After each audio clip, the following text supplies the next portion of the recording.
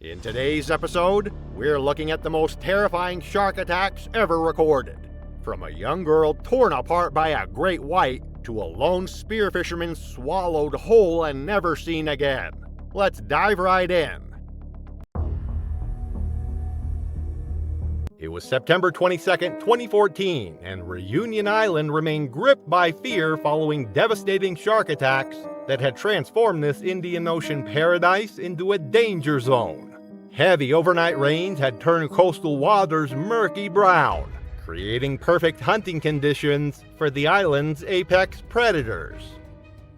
Antoine Moreau, a 34-year-old construction worker and experienced spearfisherman, refused to let recent attacks stop him from providing for his wife Marie and two young children.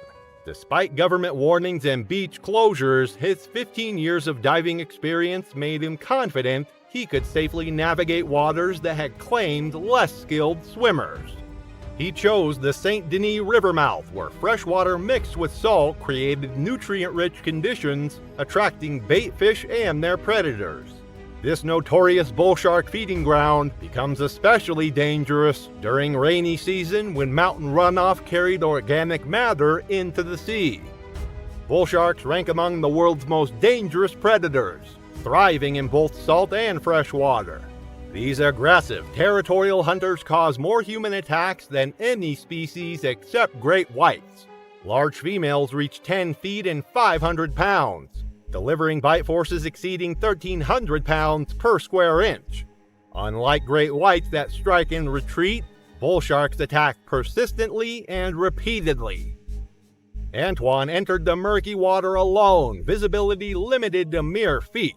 20 minutes into his dive, he spotted a large grouper beneath coral outcropping and took careful aim with his spear gun, completely focused on his target. The 10-foot female bull shark had been tracking him since he entered, using her lateral line system to detect electrical impulses from his heartbeat and muscle contractions. She followed at a distance through murky water, assessing this intruder in her territory. As Antoine fired at the grouper, the bull shark exploded upward from directly below. Her massive jaws opened wide, targeting his legs in a devastating first strike that caught his left thigh, teeth slicing through wetsuit into muscle and bone. The crushing bite severed his femoral artery, sending blood jets into murky water as she shook violently, tearing away large sections of flesh before releasing him. Antoine kicked frantically toward the surface with his remaining good leg, blood pouring from the massive wound. The bull shark circled and struck again, this time targeting his torso. Her jaws closed around his midsection with devastating force, driving him deeper as teeth punctured his abdomen and crushed ribs. The second attack proved fatal, teeth penetrating his chest cavity and puncturing lungs and heart. She held her grip for 30 seconds before releasing his lifeless body into the depths. Antoine's remains washed ashore 3 days later, discovered by morning joggers. The extensive injury shocked investigators. His left leg nearly severed and massive bite marks covering his arms and torso indicated a prolonged, vicious attack typical of bull shark behavior. Authorities launched intensive hunts, capturing a 10-foot female whose stomach contained human remains and wetsuit pieces matching Antoine's gear. His death prompted renewed beach closure demands and highlighted the difficult balance between traditional island life and growing shark threats.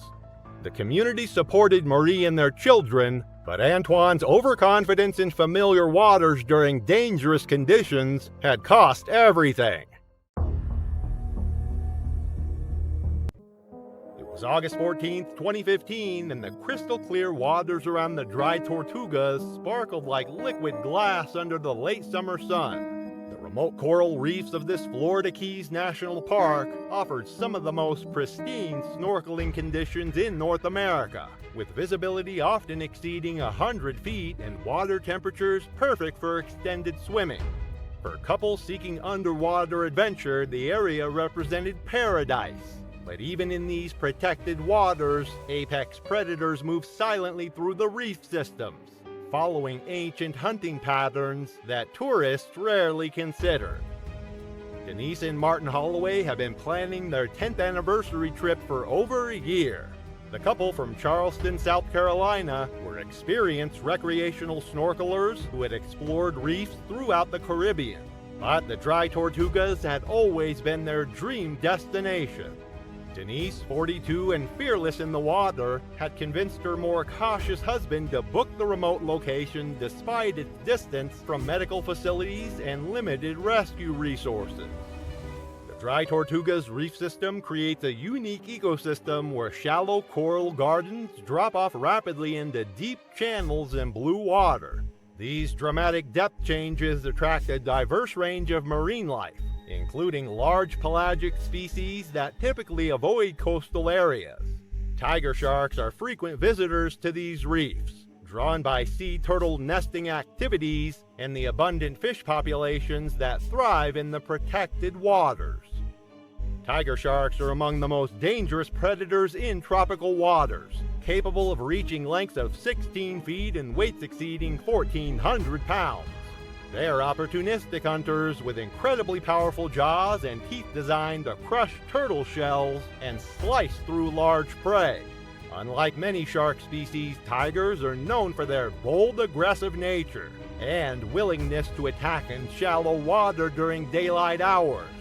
Their distinctive stripe pattern provides excellent camouflage among coral formations and seagrass beds. The couple had been snorkeling for about an hour, following a small group of southern stingrays across a shallow reef flat. The rays were moving toward deeper water where the coral formations gave way to sand channels and turtle grass beds. A park ranger had mentioned during their morning briefing that tiger sharks had been spotted in the area due to recent sea turtle nesting activity, but the warning seemed distant and theoretical as they floated peacefully above the colorful reef. Denise was swimming about 10 yards ahead of Martin, following the stingrays with her underwater camera as they glided over the sandy bottom. The water depth had gradually increased from 6 feet to nearly 15 feet as they moved away from the main reef. Martin was taking his time, stopping frequently to examine coral formations and tropical fish, when he noticed his wife had moved considerably ahead of him. The tiger shark approached from the deep water beyond the reef, using the sun's glare and the distraction of the stingrays to mask its presence. The massive predator had been patrolling the area for several hours, drawn by the scent trails left by nesting sea turtles. When it detected the unusual splashing and movement of the snorkelers, its hunting instincts were triggered. Denise was floating face down at the surface, photographing a large stingray, when the shark struck from below.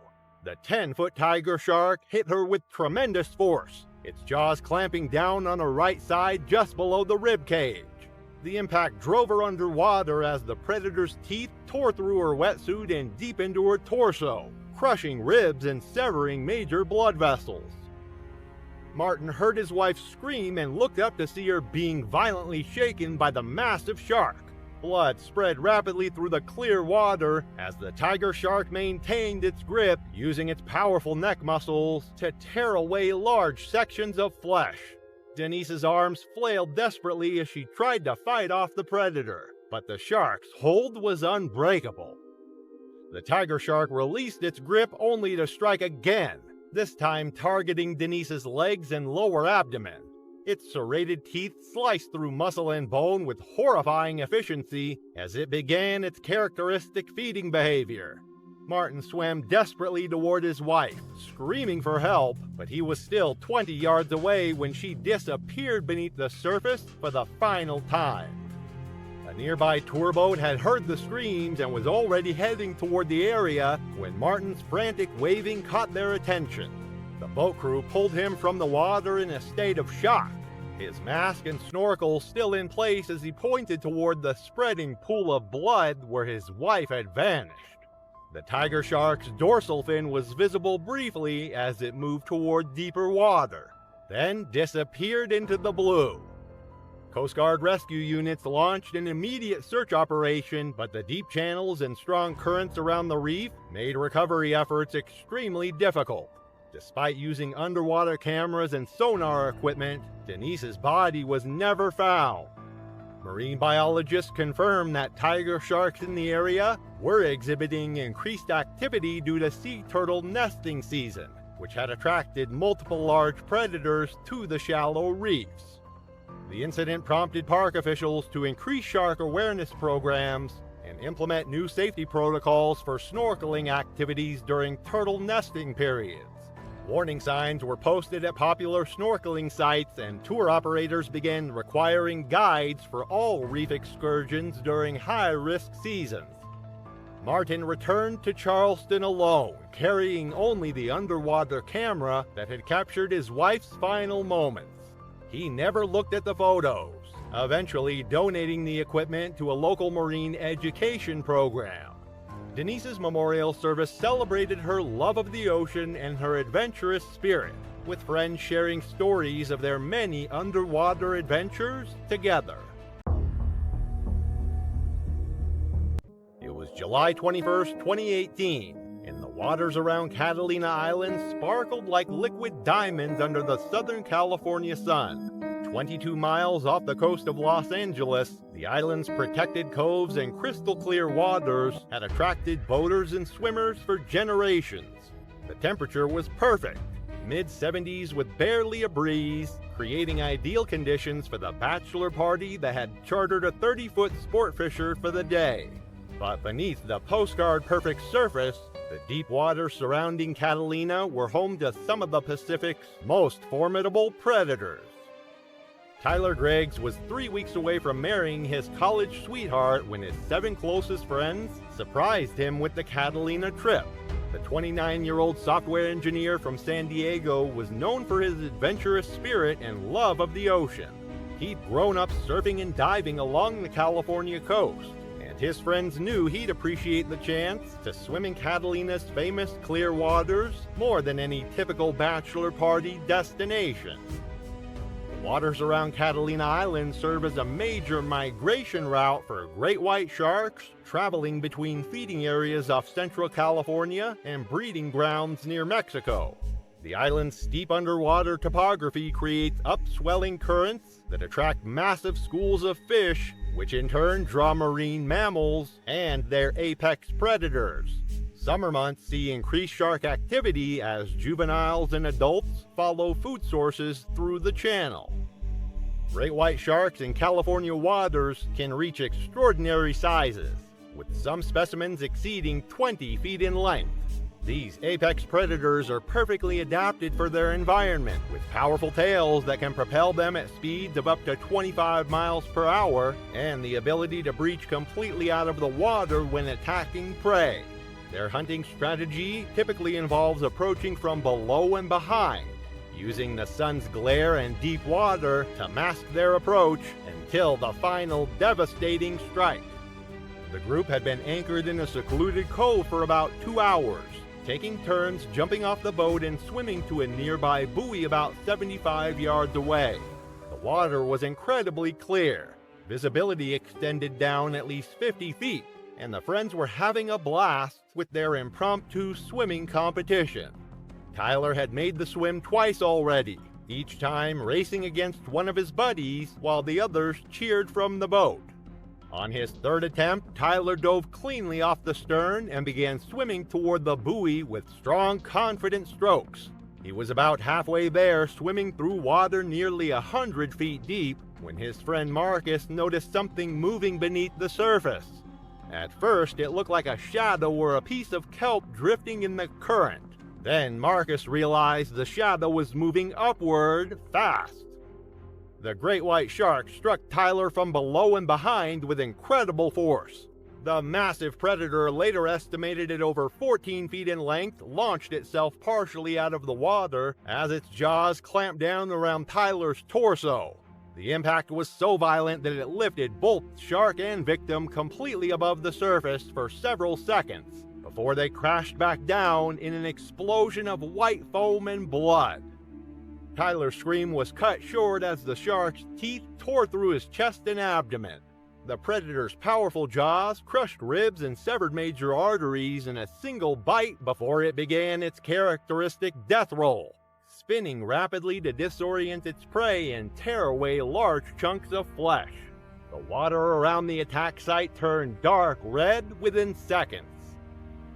Marcus grabbed a life ring and dove off the boat without hesitation, swimming desperately toward his friend. But by the time he reached the area, Tyler had already disappeared beneath the surface.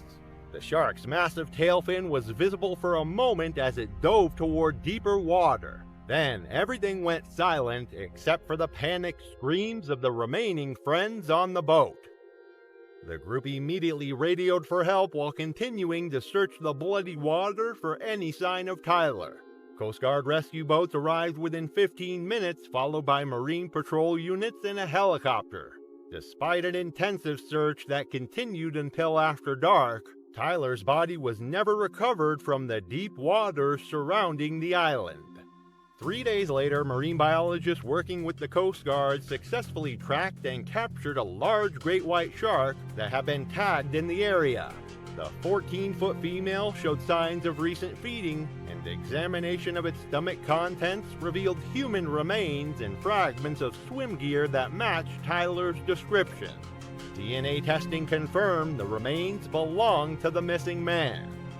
The incident prompted Catalina Island authorities to temporarily suspend private boat launches in several popular coves and led to renewed debate about shark baiting and feeding activities in the area. Tyler's fiancée issued a statement through the family's attorney, requesting privacy and asking that no drone footage of the incident be released to media outlets. Tyler's memorial service was held at the beach where he'd learned to surf as a child, with hundreds of friends and family members gathering to remember his adventurous spirit and generous heart. It was July 15, 2016, and the waters off Gansbaai, South Africa, churned with predatory anticipation. Morning light pierced the Atlantic swells as seabirds circled overhead, drawn by the metallic scent of blood and fish oil that marked these waters as Shark Alley, where two oceans collide to create the perfect hunting ground for great whites. The Richardson family had journeyed from Manchester for their dream vacation. Mark and Helen had spent 3 years saving to bring their 3 children to Cape Town's marine wonderland. 8-year-old Emma was their youngest and most enthusiastic explorer, carrying a waterproof notebook filled with shark sketches and facts she'd memorized from countless documentaries. Her infectious curiosity about marine predators had convinced the entire family to book this cage diving adventure. Captain Peter Vandermeer commanded the tour vessel White Death, a 40-foot boat engineered specifically for shark encounters. 15 years of guiding tourists through these dangerous waters had taught him to respect both the ocean and its apex predators. His crew maintained strict safety protocols while operating the steel cage that would allow visitors to observe great whites from relative protection. Great whites represent evolution's perfect killing machine. These apex predators stretch beyond 20 feet and exceed 5,000 pounds, wielding bite forces over 4,000 pounds per square inch. Multiple rows of razor-sharp teeth can slice through bone and muscle with surgical precision. During feeding frenzies triggered by blood in the water, great whites become unpredictably aggressive, capable of explosive breaches that launch their massive bodies completely airborne. The morning had delivered exactly what tourists hoped for. Vandermeer positioned his vessel over a known hunting ground and began chumming, dispersing fish blood, oil, and bait to attract sharks. Within 30 minutes, 3 massive dorsal fins cut through the surface like dark blades, circling the boat in calculated patterns. Emma pressed against the railing, her notebook forgotten as she watched the predators patrol beneath them. Her parents focused on fitting diving gear for their cage descent while crew members managed operations and monitored shark behavior. In the controlled excitement of a successful sighting, nobody noticed Emma slip away from the group. She wandered toward the boat's stern, drawn by what appeared to be an even larger shadow moving in deeper water. The chumming had created an extensive slick of blood and oil stretching far beyond the cage area. Emma leaned over the low railing, straining to glimpse the dark shapes beneath the surface. The boat rocked in the ocean swell. Emma lost her balance, pitching forward as her small body slid over the railing. She hung suspended with only her legs remaining on the diving platform, her torso submerged in the bloody chum slick. The 18-foot male great white had been circling beneath the vessel, agitated by the blood and unusual surface activity. When Emma's form entered the water, predatory instincts triggered instantly. The massive shark rose from the depths with devastating speed, jaws opening wide as it breached the surface. The great white's mouth clamped around Emma's torso, lifting her completely from the water. Its bite force crushed ribs and punctured organs, while razor-sharp teeth severed arteries and muscle tissue. The shark shook her violently, its massive head thrashing before diving beneath the surface, taking the small girl into the depths. A spray of blood and seawater marked the attack site as Emma's notebook floated on the crimson surface. Helen Richardson's screams pierced the air, while Mark dove toward the stern, finding only churning water and expanding blood. Captain Vandermeer immediately cut engines and radioed emergency services as his crew deployed life rings and scanning equipment. Coast Guard vessels, police boats, and volunteer craft converged within minutes. Divers searched the murky depths repeatedly while helicopters scanned the surface. The 18-foot great white had vanished with Emma's body, never to be recovered despite 3 days of intensive searching across hundreds of square miles. South African maritime authorities ruled the attack a tragic accident with no operator negligence found. New safety protocols immediately required higher railings, dedicated child supervisors, and constant headcounts during shark diving operations. The Richardson family returned to England devastated, their dream vacation transformed into unimaginable tragedy. Emma's school held a memorial service where a teacher shared passages from the shark research notebook, remembering a bright girl whose passion for marine life had ultimately sealed her fate. The summer of 2018 brought perfect conditions to Charleston, South Carolina. The morning sky was clear, with gentle offshore breezes creating manageable waves that lapped peacefully against the shore. The temperature was comfortable, with humidity levels that made the early morning air feel refreshing rather than oppressive. It was exactly the kind of morning that had drawn coastal residents to these waters for generations.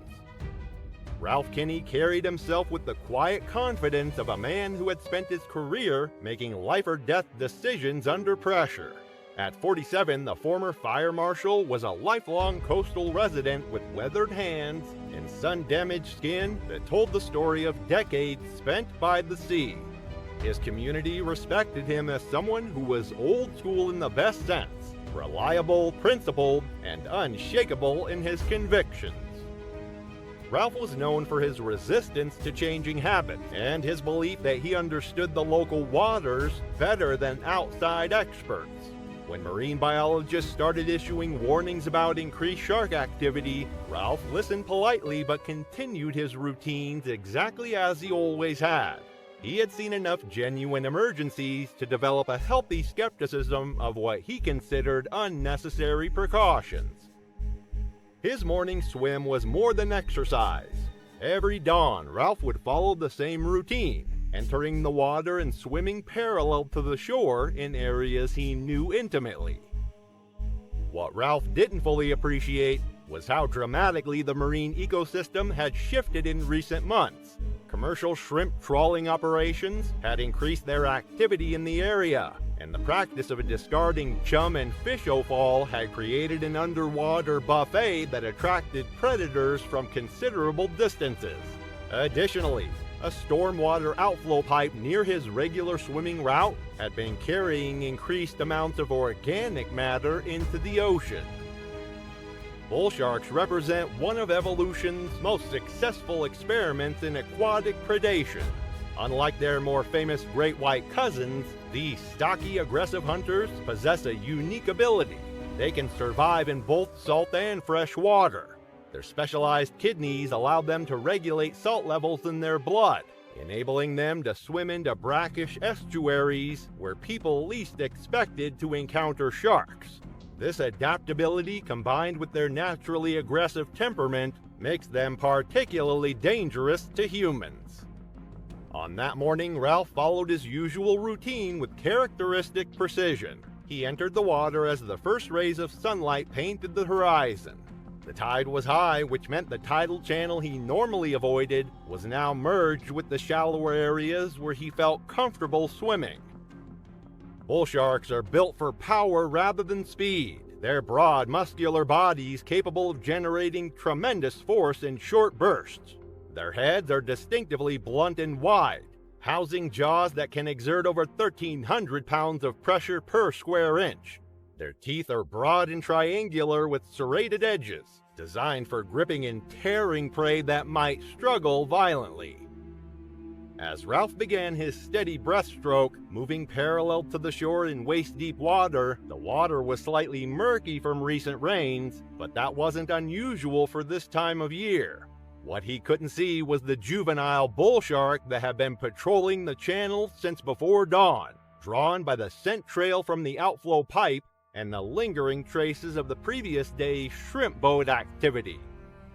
Bull sharks are ambush predators, known to lie motionless in murky water while using their exceptional electroreception to detect the bioelectric fields generated by potential prey.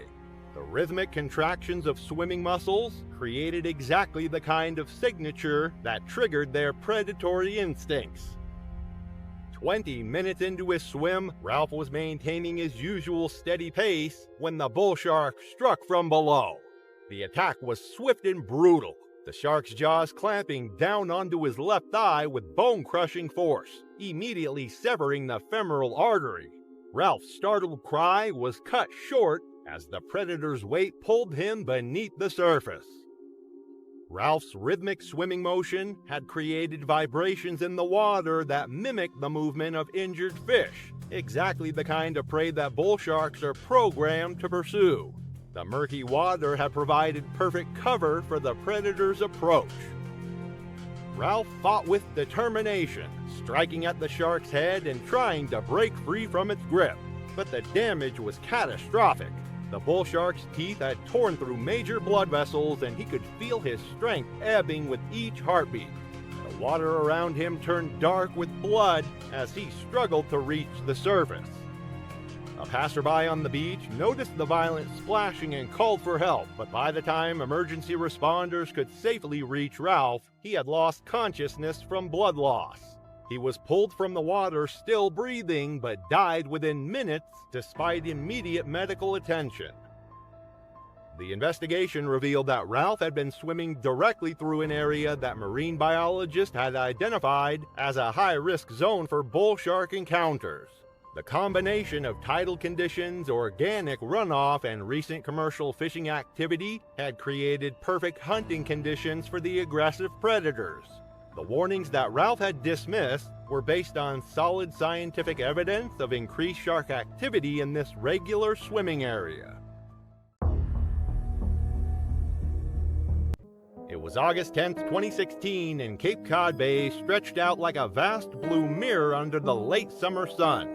The waters off Provincetown were unusually calm that morning, with barely a ripple disturbing the surface as recreational boats dotted the horizon. The area was experiencing peak tourist season, with kayakers, swimmers, and boaters taking advantage of the perfect weather conditions. But beneath the serene surface, the bay was teeming with life, including apex predators that most visitors never imagined were lurking just below. Ellis Ford had never seen the ocean before arriving at Cape Cod 3 days earlier. The 22-year-old marine biology major from upstate New York was quiet and studious, more comfortable with textbooks than outdoor adventures. His college roommates had convinced him to join their final summer trip before senior year, promising him the chance to see marine life up close rather than just in laboratory specimens. Ellis had reluctantly agreed, though he'd spent most of the trip so far reading on the beach while his friends surfed and swam. Cape Cod Bay serves as a crucial feeding ground for great white sharks during summer months, as massive seal colonies attract these apex predators from across the Atlantic. The area's complex underwater topography features deep channels, underwater cliffs, and seal haul-out areas that create perfect hunting conditions. Water temperatures in August typically reach the mid-60s, ideal for both seals and the sharks that hunt them. Great white sharks are perhaps the ocean's most efficient predators. Adults can reach lengths of 20 feet and weights exceeding 5,000 pounds, with rows of serrated teeth designed to slice through flesh and bone. They hunt primarily through ambush attacks, using their incredible speed and power to launch themselves completely out of the water when striking prey from below. Their bite force can exceed 4,000 pounds per square inch, and their hunting instincts are so refined that they can detect a single drop of blood in 25 gallons of water. The group had rented 2 tandem kayaks from a local outfitter, planning to paddle a few hundred yards offshore to observe seals on a nearby sandbar. Ellis paired up with his roommate Marcus, while their friends Jake and Connor took the second kayak. The morning started perfectly, with the group paddling steadily through calm waters, while Ellis marveled at the marine life visible through the clear water below. After about 30 minutes of paddling, they reached their destination, a shallow area where harbor seals frequently gathered to rest and feed. The group decided to take a break, securing their kayaks together and unstrapping their life vests to cool off in the water. Ellis hesitated, mentioning that he wasn't a strong swimmer, but his friends encouraged him to join them for just a few minutes. The 4 friends slipped into the water, floating beside their kayaks in the gentle swells. Ellis, without fins like the others, found himself drifting slightly away from the group as the current carried him toward deeper water. He was trying to swim back toward the kayaks when the ocean erupted beneath him. The great white shark struck from directly below with explosive force. The massive predator launched itself partially out of the water, its jaws clamping down around Ellis's midsection with devastating power. The attack happened so quickly that his friends initially thought he had simply dove underwater. But within seconds, the water around the kayaks turned dark red, and Ellis was gone. Marcus saw the massive dorsal fin slice through the water where his roommate had been floating just moments before. The shark's tail thrashed violently as it dove back toward the depths, creating a whirlpool of bloody water and foam. Ellis never surfaced again. Only one of his sandals floated back up, along with fragments of his swim shorts. The 3 surviving friends scrambled back into their kayaks, screaming and paddling frantically toward shore while scanning the water for any sign of Ellis. The shark's dorsal fin appeared once more, cutting through the water about 50 yards away before disappearing into the depths. Coast Guard rescue boats arrived within 20 minutes, but despite an extensive search involving multiple agencies, Ellis's body was never recovered. Marine biologists later confirmed that a tagged great white shark, known to researchers as Deep Blue, had been tracked in the exact area at the time of the attack. The 18-foot female had been following seal movements along the Cape Cod coastline for several weeks. The incident led to increased shark monitoring in the bay and new safety protocols for kayak rental companies. Ellis's family held the memorial service at his college campus, where professors and classmates remembered his passion for marine conservation and his gentle, thoughtful nature. His death highlighted the growing presence of great white sharks in Cape Cod waters and the need for increased awareness among beachgoers. It was March 8, 2015, and the water surrounding Nassau, Bahamas shimmered like polished turquoise beneath the Caribbean sun. Perfect temperatures and crystal visibility created ideal conditions, while gentle trade winds stirred just enough surface movement to keep the water alive and oxygenated. For newlyweds Jessica and David Chen, this represented paradise, the romantic escape they'd envisioned to celebrate their fresh marriage. Jessica Chen brought impressive credentials to their aquatic adventure. A former All-American swimmer at UCLA, she'd channeled her water expertise into marine biology, graduating at 26 with both athletic confidence and scientific knowledge. Her comfort in ocean environments had convinced David to rent a small boat, promising him access to secluded reefs and pristine snorkeling far from crowded resort beaches. David, a San Francisco software engineer, felt less natural on water but trusted his wife's expertise completely. Jessica had crafted their entire itinerary around marine exploration, snorkeling, diving, and reef discovery that showcased the Bahamas' underwater reputation. This was her domain, and David happily followed her lead into deeper adventures. They'd anchored their 22-foot rental vessel near a dramatic drop-off zone, 2 miles from shore where shallow reef plunged into deep blue void. Jessica had researched this transition area extensively, knowing such boundaries often provided spectacular marine life encounters. She hadn't considered that these same zones served as prime hunting corridors for apex predators.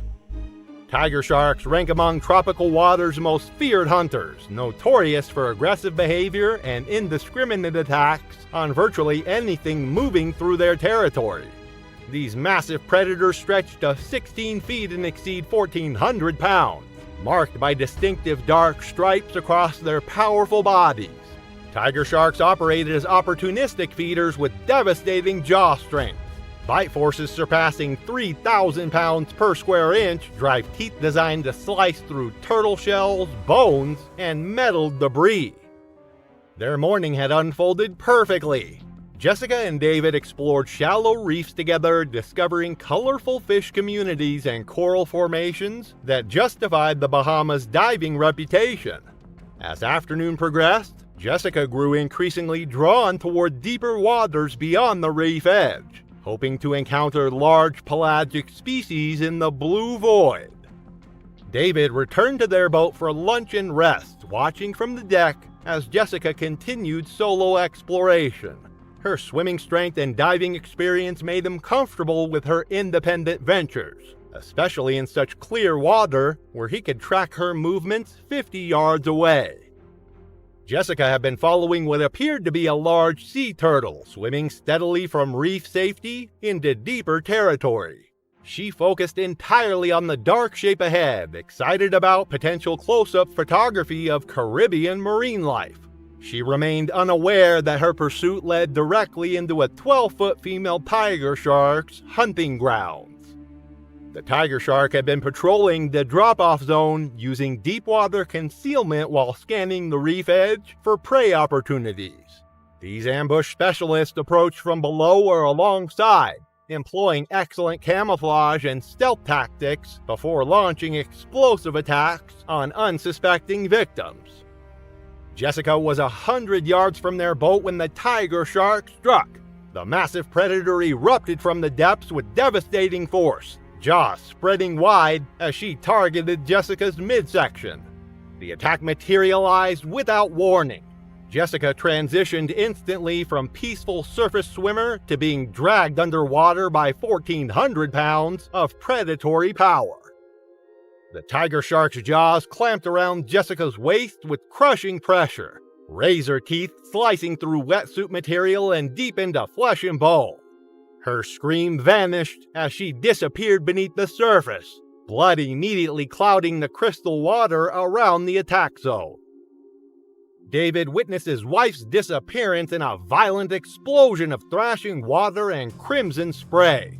He observed the shark's distinctive stripe pattern as it shook Jessica violently, powerful tail driving both predator and prey toward deeper water. The attack concluded within seconds. Jessica had vanished completely beneath the surface. The tiger shark's bite severed Jessica's spine and crushed multiple ribs, causing massive internal bleeding and trauma. Her resistance weakened as the shark maintained its grip, shaking her body with bone-crushing force before diving toward the bottom with its prey. Jessica's life ended in the deep blue water she cherished, far from boat safety and her desperate husband. David immediately radioed emergency services while starting engines and racing toward the attack site. By the time he reached Jessica's last position, only spreading blood and torn wetsuit fragments remained floating on the surface. Bahama Coast Guard units responded within 30 minutes, launching comprehensive search and rescue operations involving multiple vessels, dive teams, and helicopter support. They scoured the area for hours using sonar equipment and underwater cameras to examine reef systems. The tiger shark had vanished into the vast blue depths, carrying Jessica's body beyond recovery. Search efforts continued for 3 days, covering hundreds of square miles around the attack zone. Dive teams explored every reef cave and crevice while surface vessels dragged nets through deeper waters. Only blood-stained water and diving gear fragments provided evidence of the violent encounter. Bahamian authorities conducted thorough investigations and ruled Jessica's death a tragic accident. No fault was assigned to boat rental operations or location selection. Officials attributed the attack to an unfortunate encounter with a large tiger shark in natural hunting territory during peak feeding periods. David returned to San Francisco alone, devastated by losing his wife days into their honeymoon. Jessica's memorial service occurred at her university marine biology department, attended by hundreds of classmates, teammates, and professors who remembered her ocean conservation passion and fearlessness underwater. The tragedy emphasized inherent risks of swimming in deep-water predator zones, even for experienced swimmers and divers. Several Bahamian tour operators quietly implemented new safety guidelines, emphasizing boat proximity and avoiding solo swimming in drop-off areas. It was October 2010 and the California sun hung heavy in the morning sky, casting a golden glow over Surf Beach near Vandenberg Air Force Base. The air was cool, a crisp reminder that autumn had arrived, but the water still held the warmth of summer. Matthew Garcia and Lucas Ransom had been waiting for this moment for months. College had kept them too busy, and they had not seen the ocean for far too long. The surf was calling them back, and after a rare weekend away from campus at Lucas's parents' house in Riverside County, they were eager to dive back in. The trip had started with Lucas's enthusiasm, eager to escape the confines of home as soon as he arrived. His mother Candace had tried to persuade him and Matt to linger, suggesting they spend more time at home before heading to the beach. But Lucas, a seasoned swimmer and licensed lifeguard, was confident and dismissive of her concerns. He had grown up in the surf, as comfortable in the water as he was on land. Candace wasn't worried about the sea itself, it was something deeper, a nagging intuition she couldn't shake, though she couldn't put her finger on why. By the time they reached Surf Beach, the morning had unfolded into a picture-perfect scene. The sun glinted off the water, casting brilliant reflections as surfers filled the waves. The boys joined them, eager to catch up on the waves they'd missed during the past few months. For hours, everything seemed to fall into place. The surf was steady, the water clear, and the sun bright. As the morning wore on, Lucas and Matt found a moment of respite on the sandbank, about 100 yards from shore. The water was chest deep, ideal for a quick break between waves. They planned to catch a few more swells before heading to a food truck to carb up for the rest of the day. Matt lay across his board, soaking in the calm before paddling back out, while Lucas, lying on his stomach, prepared for the next wave. Then the water shifted. A subtle change in the current went unnoticed by the two friends. Beneath the surface, something moved. Fast and quiet, a shadow growing larger. Without warning, the massive shadow of a great white shark appeared, slicing through the water with terrifying precision. The wave that crested ahead of them hid the predator. But as it rose, so too did the shark, its gray body blending with the foam. It was a blur, but unmistakably there. Its mouth opened, revealing rows of teeth. And then, in a flash, the attack was upon them. Matt was standing just 2 feet away from Lucas, and in an instant, a massive body slammed into him. The tail knocked him away, sending him spinning several feet through the water, disoriented and confused. Matt barely had time to register what had just happened before his eyes locked onto the monstrous predator. It was the shark, the great white, its sheer size overwhelming. The predator's focus was not on Matt, it was Lucas. The shark lunged with terrifying speed, and its massive jaws clamped down on Lucas. It was like a flash of lightning, a brutal and efficient strike. Lucas barely had time to scream before the beast dragged him beneath the surface in a rush of blood and foam. The air was thick with the sound of splashing, the sharp metallic scent of blood filling the water. Matt, still stunned, reacted without thought. His body moved before his mind could catch up, desperation taking over. He dove into the blood-tinged water, searching frantically. The water around him was thick with red, too murky to see clearly. Then he caught sight of Lucas's dark curls floating on the surface. His friend was still alive, barely, but the clock was ticking. The shark had disappeared, but its presence still hung in the water, a lingering threat beneath the surface. With one hand gripping his board and the other desperately clutching Lucas, Matt paddled furiously toward the shore, the blood staining the water around them, a constant reminder of the danger. Every stroke felt urgent. There was no time to think. The fear that the shark could return at any moment made each second feel like a lifetime. The crowd on the beach had already noticed something was wrong. People screamed and scattered in panic as Matt and Lucas rode a wave toward shore. The sight that greeted them was a nightmare. Lucas's boogie board was still attached to his right foot by the ankle strap, but his left leg was gone. The shark had ripped it clean off, leaving only a mangled stump. Blood poured from the wound, soaking the sand beneath him, but Lucas was slipping away. His chest barely rose and fell.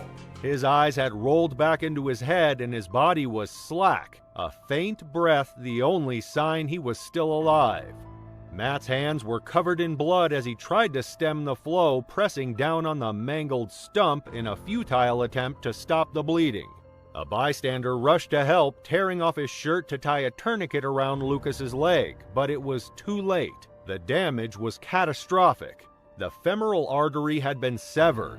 In less than a minute, Lucas had lost enough blood that survival was impossible. Despite their frantic efforts, Lucas let out one last shuddering breath before his body went still.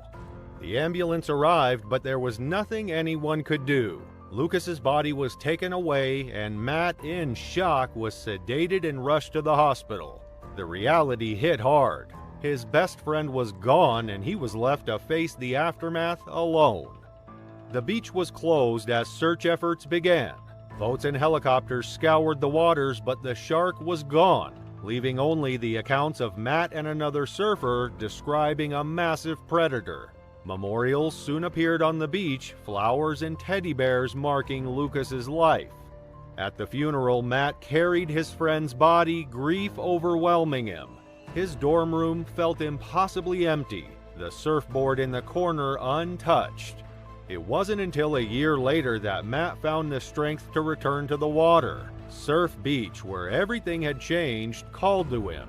With Lucas's memory in his heart, Matt faced his fear, ready to find joy in the ocean again.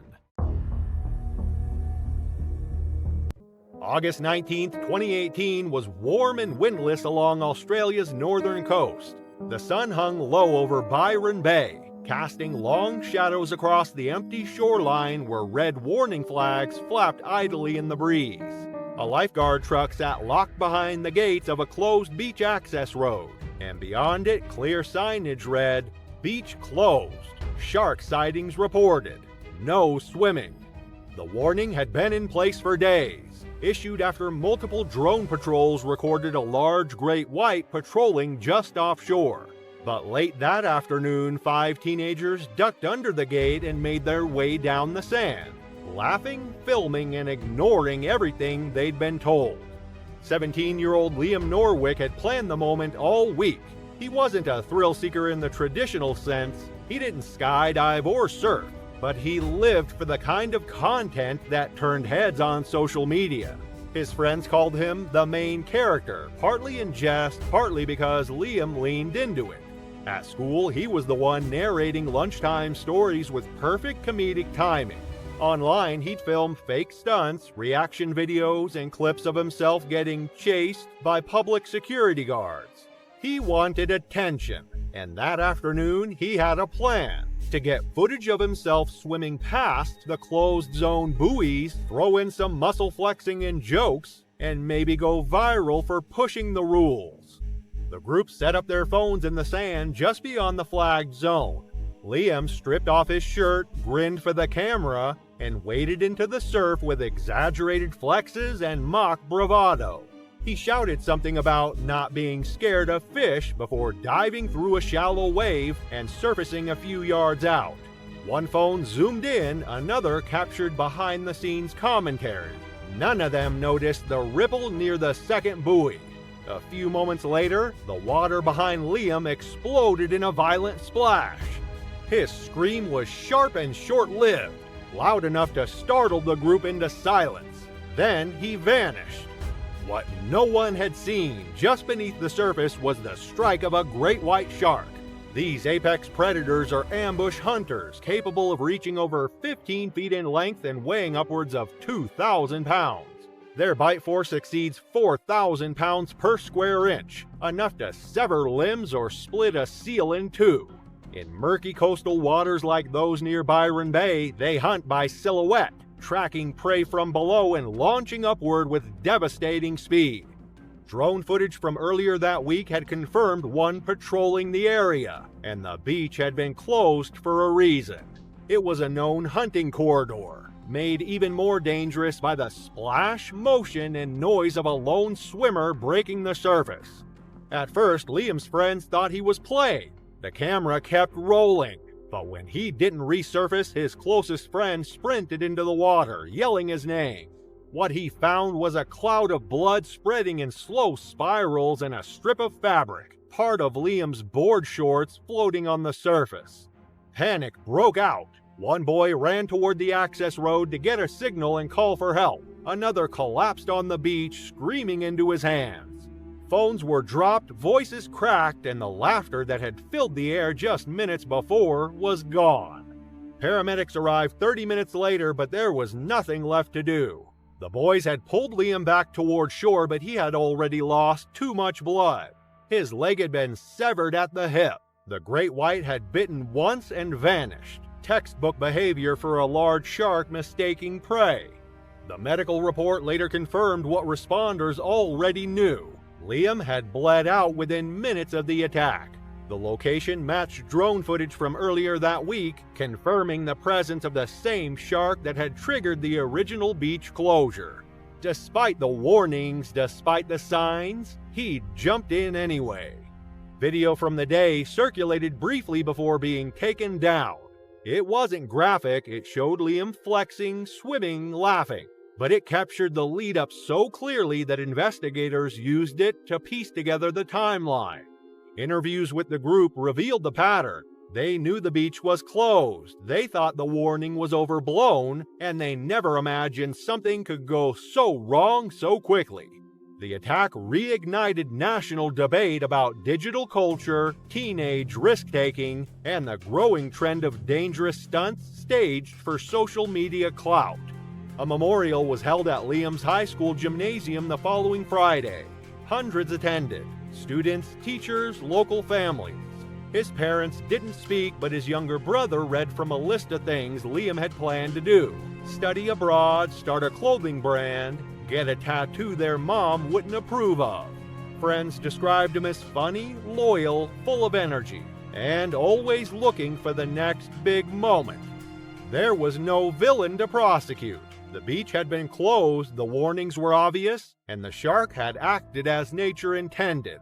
What made it harder to accept was how avoidable it all was. Liam didn't die because of bad luck, he died because he made a reckless choice, ignoring every posted sign and every recent report for the sake of a stunt.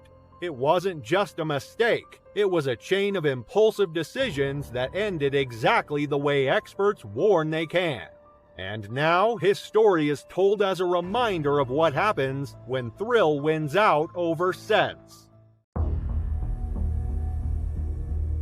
It was June 11, 2017, and the waters off Port Lincoln, South Australia displayed every indicator of active feeding zones.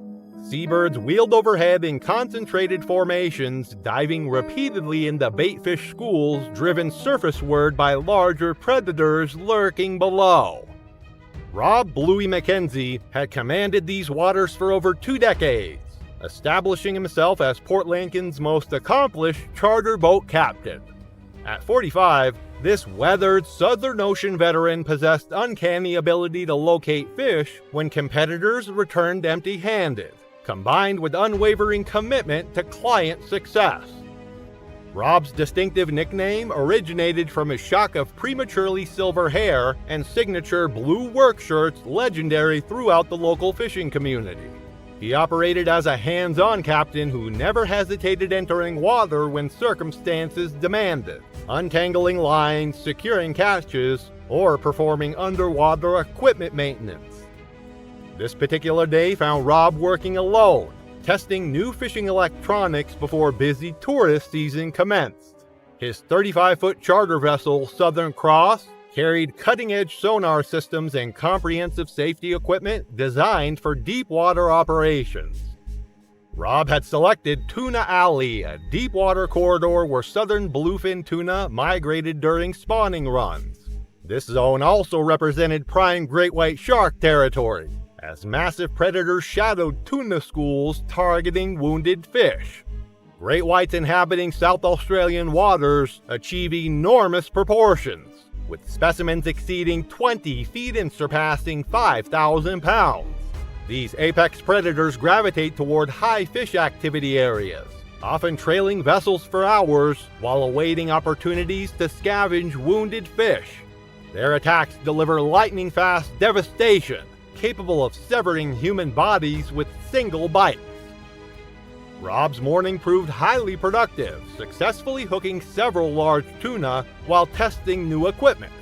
Around midday, he connected with what felt like a massive fish, potentially a giant southern bluefin weighing several hundred pounds. As Rob worked the fish closer, disaster materialized. The massive tuna became entangled in the anchor line, creating a dangerous situation threatening equipment damage. The hooked tuna bled steadily, sending continuous blood streams into the surrounding water. Rob confronted a critical decision: cut the line, sacrificing fish and expensive equipment, or enter the water to manually untangle the mess. This hands-on approach had driven his decades of success. He grabbed a diving mask and fins before going overboard. Rob was unaware that his boat had attracted a 14-foot male great white over the past hour, drawn by struggling fish and blood trail. The massive predator circled at a distance, waiting for optimal opportunity. Rob dove toward where the tuna tangled in the anchor line, working rapidly to free valuable fish while avoiding sharp hooks. He focused entirely on the task, using both hands to manipulate lines while holding his breath in frigid water. The great white attacked from below and behind, rising through the water column with explosive velocity. Rob never detected the approach. His first indication of danger was the crushing impact as 14 feet of predatory power slammed into his body. Shark jaws closed around Rob's torso with devastating force, razor-sharp teeth slicing through wetsuit into flesh and bone. The impact drove Rob deeper as the bite crushed ribs and punctured vital organs. His diving mask tore away as the shark shook him violently, blood clouding the water. Rob's struggles proved brief against the overwhelming power. Shark teeth penetrated deep into chest cavity, severing major arteries and causing massive internal trauma. Within seconds, movement ceased as blood loss and shock overwhelmed his system. The great white maintained grip for nearly a minute before releasing the lifeless body and circling back to investigate still struggling tuna. The shark showed no further interest in Bob, having eliminated the perceived competition. Rob's body sank toward the ocean floor while his boat drifted unmanned, engine running and equipment deployed. The entangled tuna eventually broke free, leaving only blood and empty vessel as evidence. Southern Cross was discovered hours later by another fishing boat whose captain noticed the vessel drifting without anyone visible. The Coast Guard launched search operations, but Rob's body was never recovered. Maritime investigators determined Rob died in a shark attack while attempting to free equipment underwater. The incident prompted new safety recommendations for solo operations, emphasizing never entering water alone in shark territory. Rob's funeral drew hundreds of Port Lincoln fishing community members. His charter business transferred to his son, who implemented strict safety protocols prohibiting solo diving. It was 1967 in Sydney, Australia. A group of friends set out for what was supposed to be a fun and relaxing day. There were 4 of them in total, 3 adults and 1 child packed into a car, cruising along the coastline, enjoying the scenic drive. The road took them through Dover Heights, an eastern suburb of Sydney known for its breathtaking cliffs that towered over the Pacific Ocean. But on this particular day, those views were obscured by thick autumn fog that rolled in from the sea, turning the drive into something far more dangerous. The mist hung heavy, shrouding the road ahead, making it difficult to see more than a few feet in front of the car. Still, they pressed on, unaware of the tragedy about to unfold. As they made their way along the winding cliffside roads, the child in the back seat began to fidget. He had dropped something onto the floor and couldn't reach it. Frustrated, he started to cry, his small voice cutting through the muffled quiet of the foggy morning. The driver, trying to soothe him, made a split-second mistake. He reached back to grab the item without stopping the car. His hands fumbled in the footwell, his attention diverted from the road just long enough for disaster to strike. By the time he realized he had veered too far to the left, it was already too late. The tires screeched as he slammed the brakes, but momentum carried the car forward. It crashed through the metal safety barrier, shattering it into pieces. The vehicle shot through the air, the passengers screaming as gravity took hold. The car didn't fall directly into the sea, not at first. Instead, it smashed into jagged rocks jutting out from the cliff face, coming to a sickening halt in a near vertical position. It dangled precariously, its front end tilting downward toward the waves far below. The violent impact threw the front passenger forward with incredible force, sending her hurtling straight through the windshield. She plummeted 100 feet, her body spinning through the air before slamming into the ocean. The moment she hit the water, she didn't move. The impact alone may have been enough to take her life. But even if she had survived the fall, she would never make it back to shore. Within moments, the ocean around her darkened as sleek, shadowy shapes rushed toward her. The splash had drawn them in, and the scent of fresh blood sealed her fate. A frenzy erupted in the water as 14 sharks swarmed her lifeless body, tearing into her with unrelenting savagery. From the precarious wreckage above, the driver watched in horror. The once serene water had turned into a bubbling, thrashing mass of fins, tails, and teeth. The ocean turned red as the woman's body disappeared beneath the chaos. His stomach clenched with fear as he turned his attention to the rest of the passengers. He tried to look over his shoulder, but his seatbelt held him firmly in place. He struggled against it, desperate to move, to check if the others were alive.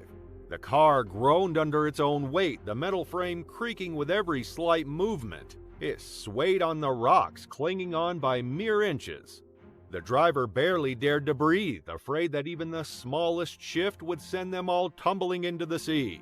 When he finally managed to glance behind him, his heart sank. The child and the other passenger were completely still.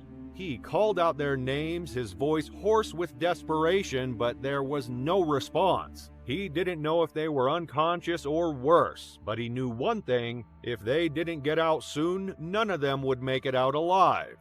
People gathered at the cliff's edge, horrified at the sight of the teetering vehicle. Emergency services were on their way, but time was slipping away with each agonizing second.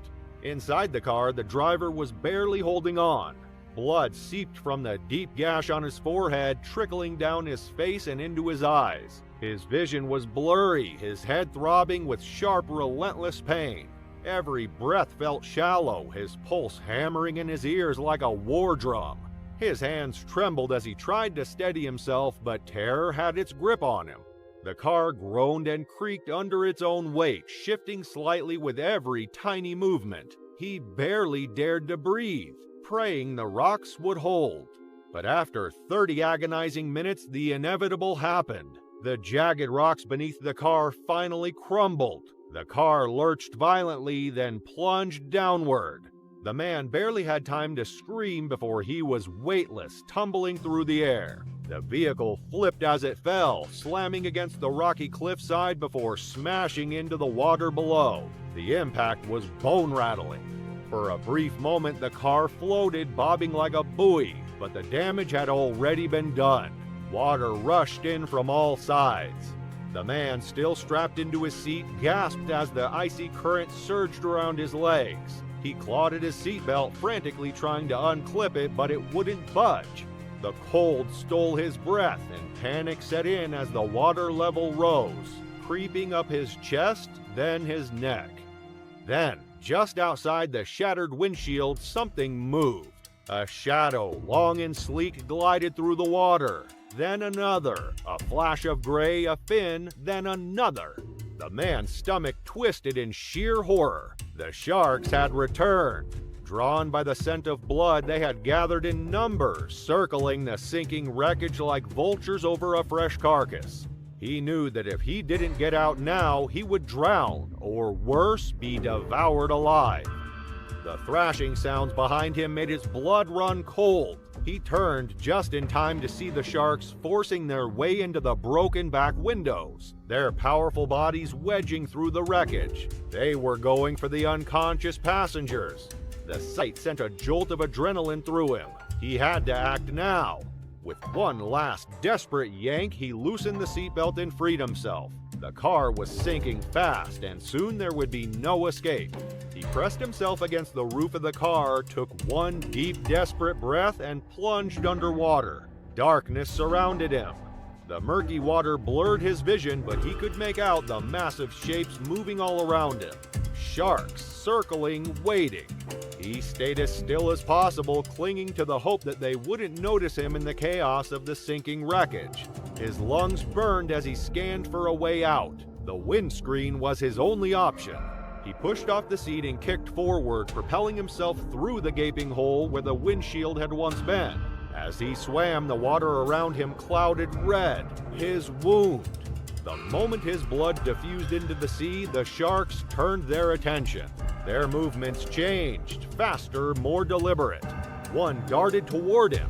He twisted narrowly, avoiding its snapping jaws, and forced himself to the surface. Breaking through the water, he gasped for air and immediately scrambled onto the car's roof. His hands slipped on the wet metal, but he managed to haul himself up, his chest heaving. He barely had a moment to collect himself before he saw the dorsal fins closing in from all directions. He wiped the blood from his face and turned his gaze toward the shore. It was so close, but the sea between him and safety was filled with death. Then he heard it, the deep guttural sounds of the sharks as they reached the back seat. The feeding frenzy had begun. The wreckage shook violently as tails slapped the water and bodies twisted through the broken windows. The car, groaning under the pressure, tilted downward. He had seconds to decide. Stay and sink with it, or dive into the water and risk everything. There was no time to hesitate. If he waited any longer, he knew there would be nothing left of him.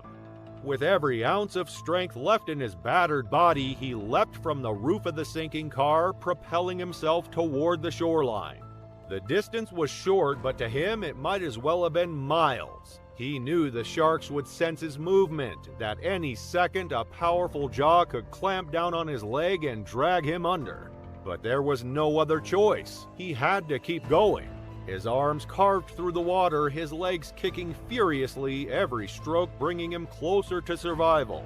The seconds stretched, each one filled with the unbearable tension of waiting for the inevitable attack. His lungs screamed for air, his muscles burned with exhaustion, and still he pushed forward.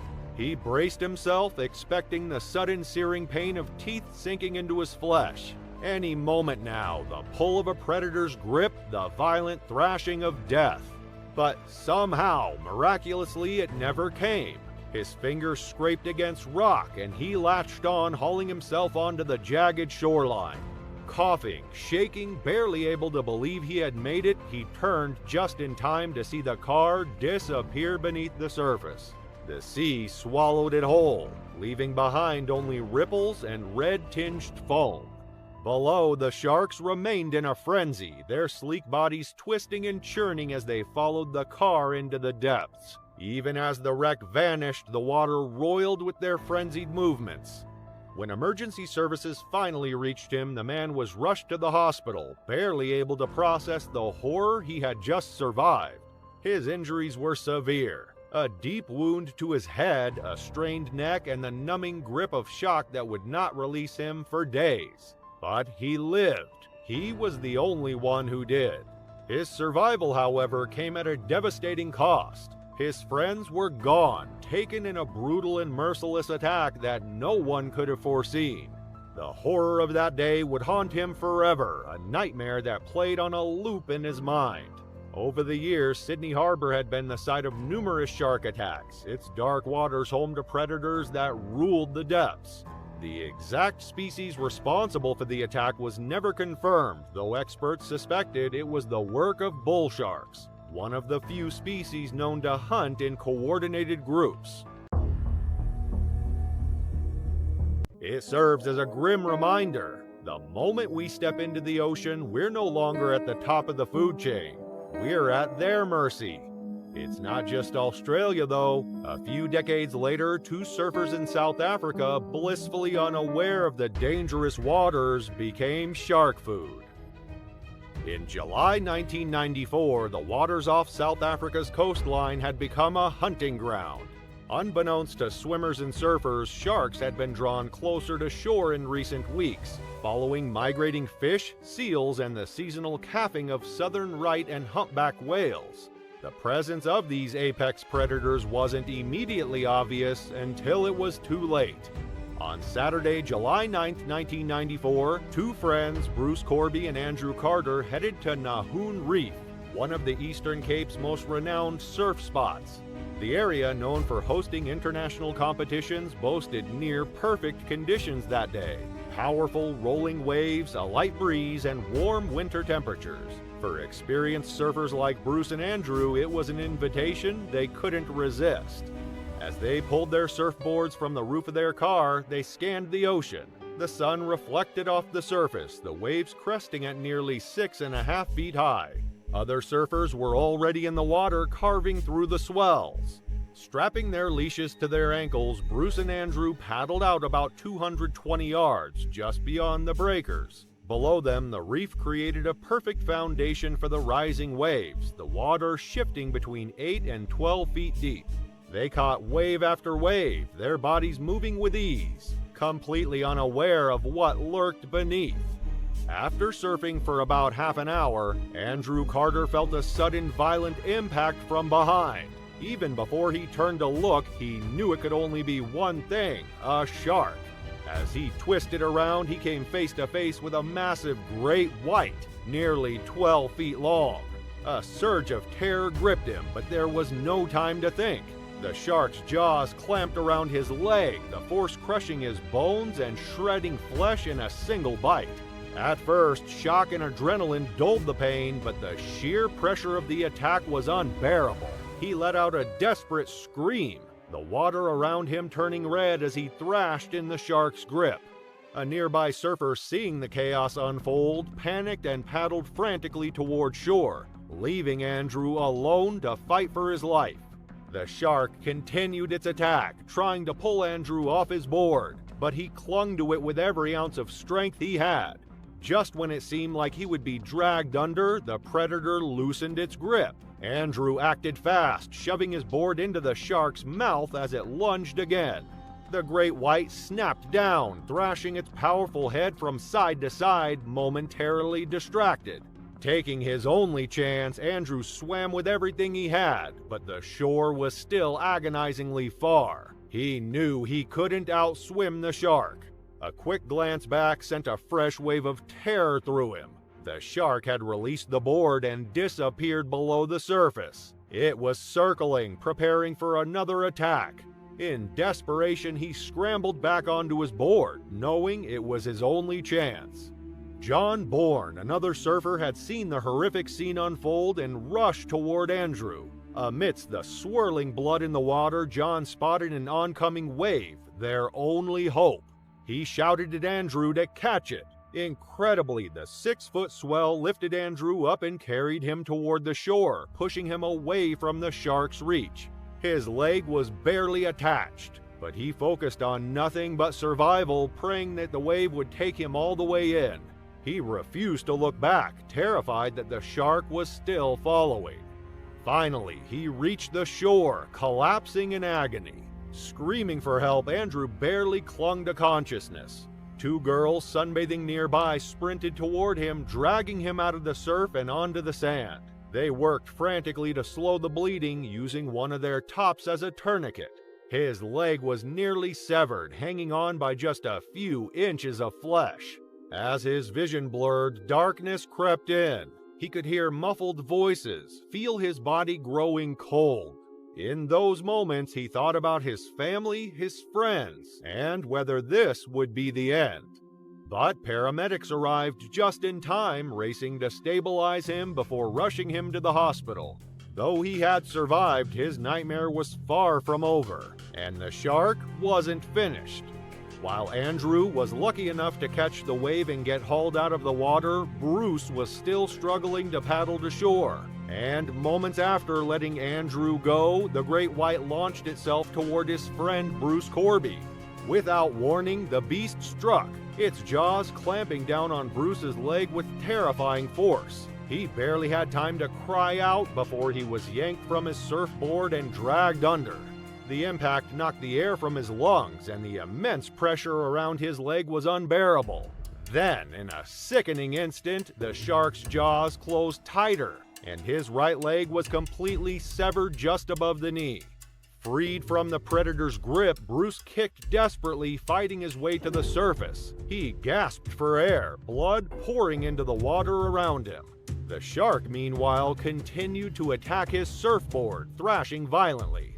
A nearby surfer rushed toward Bruce, trying to get him onto his board, but panic and blood loss made it nearly impossible. Struggling to stay afloat, Bruce managed to pull himself onto his own board and began a desperate attempt to reach shore. A lucky wave finally helped carry him toward the jagged rocks. As he neared the shoreline, he shouted in agony, his voice barely audible above the crashing surf. "My leg is gone! I've just lost my leg!" Surfers on the beach ran to his aid, pulling him out of the water and onto the rocks, using another surfboard as a makeshift stretcher. He had been conscious up until then, but the massive blood loss was quickly taking its toll. Just minutes after reaching the car park, Bruce lost consciousness. Paramedics were already on the scene for Andrew, and they fought to revive Bruce, stabilizing him long enough to rush him to the hospital. But tragically, he never regained consciousness. Bruce Corby was pronounced dead the next day at just 22 years old. Andrew was taken to the hospital where he stayed for 2 long, agonizing months. Although they didn't have to amputate his legs, the doctors told him he might never walk again. But after months of recovery, against all odds, he defied their expectations.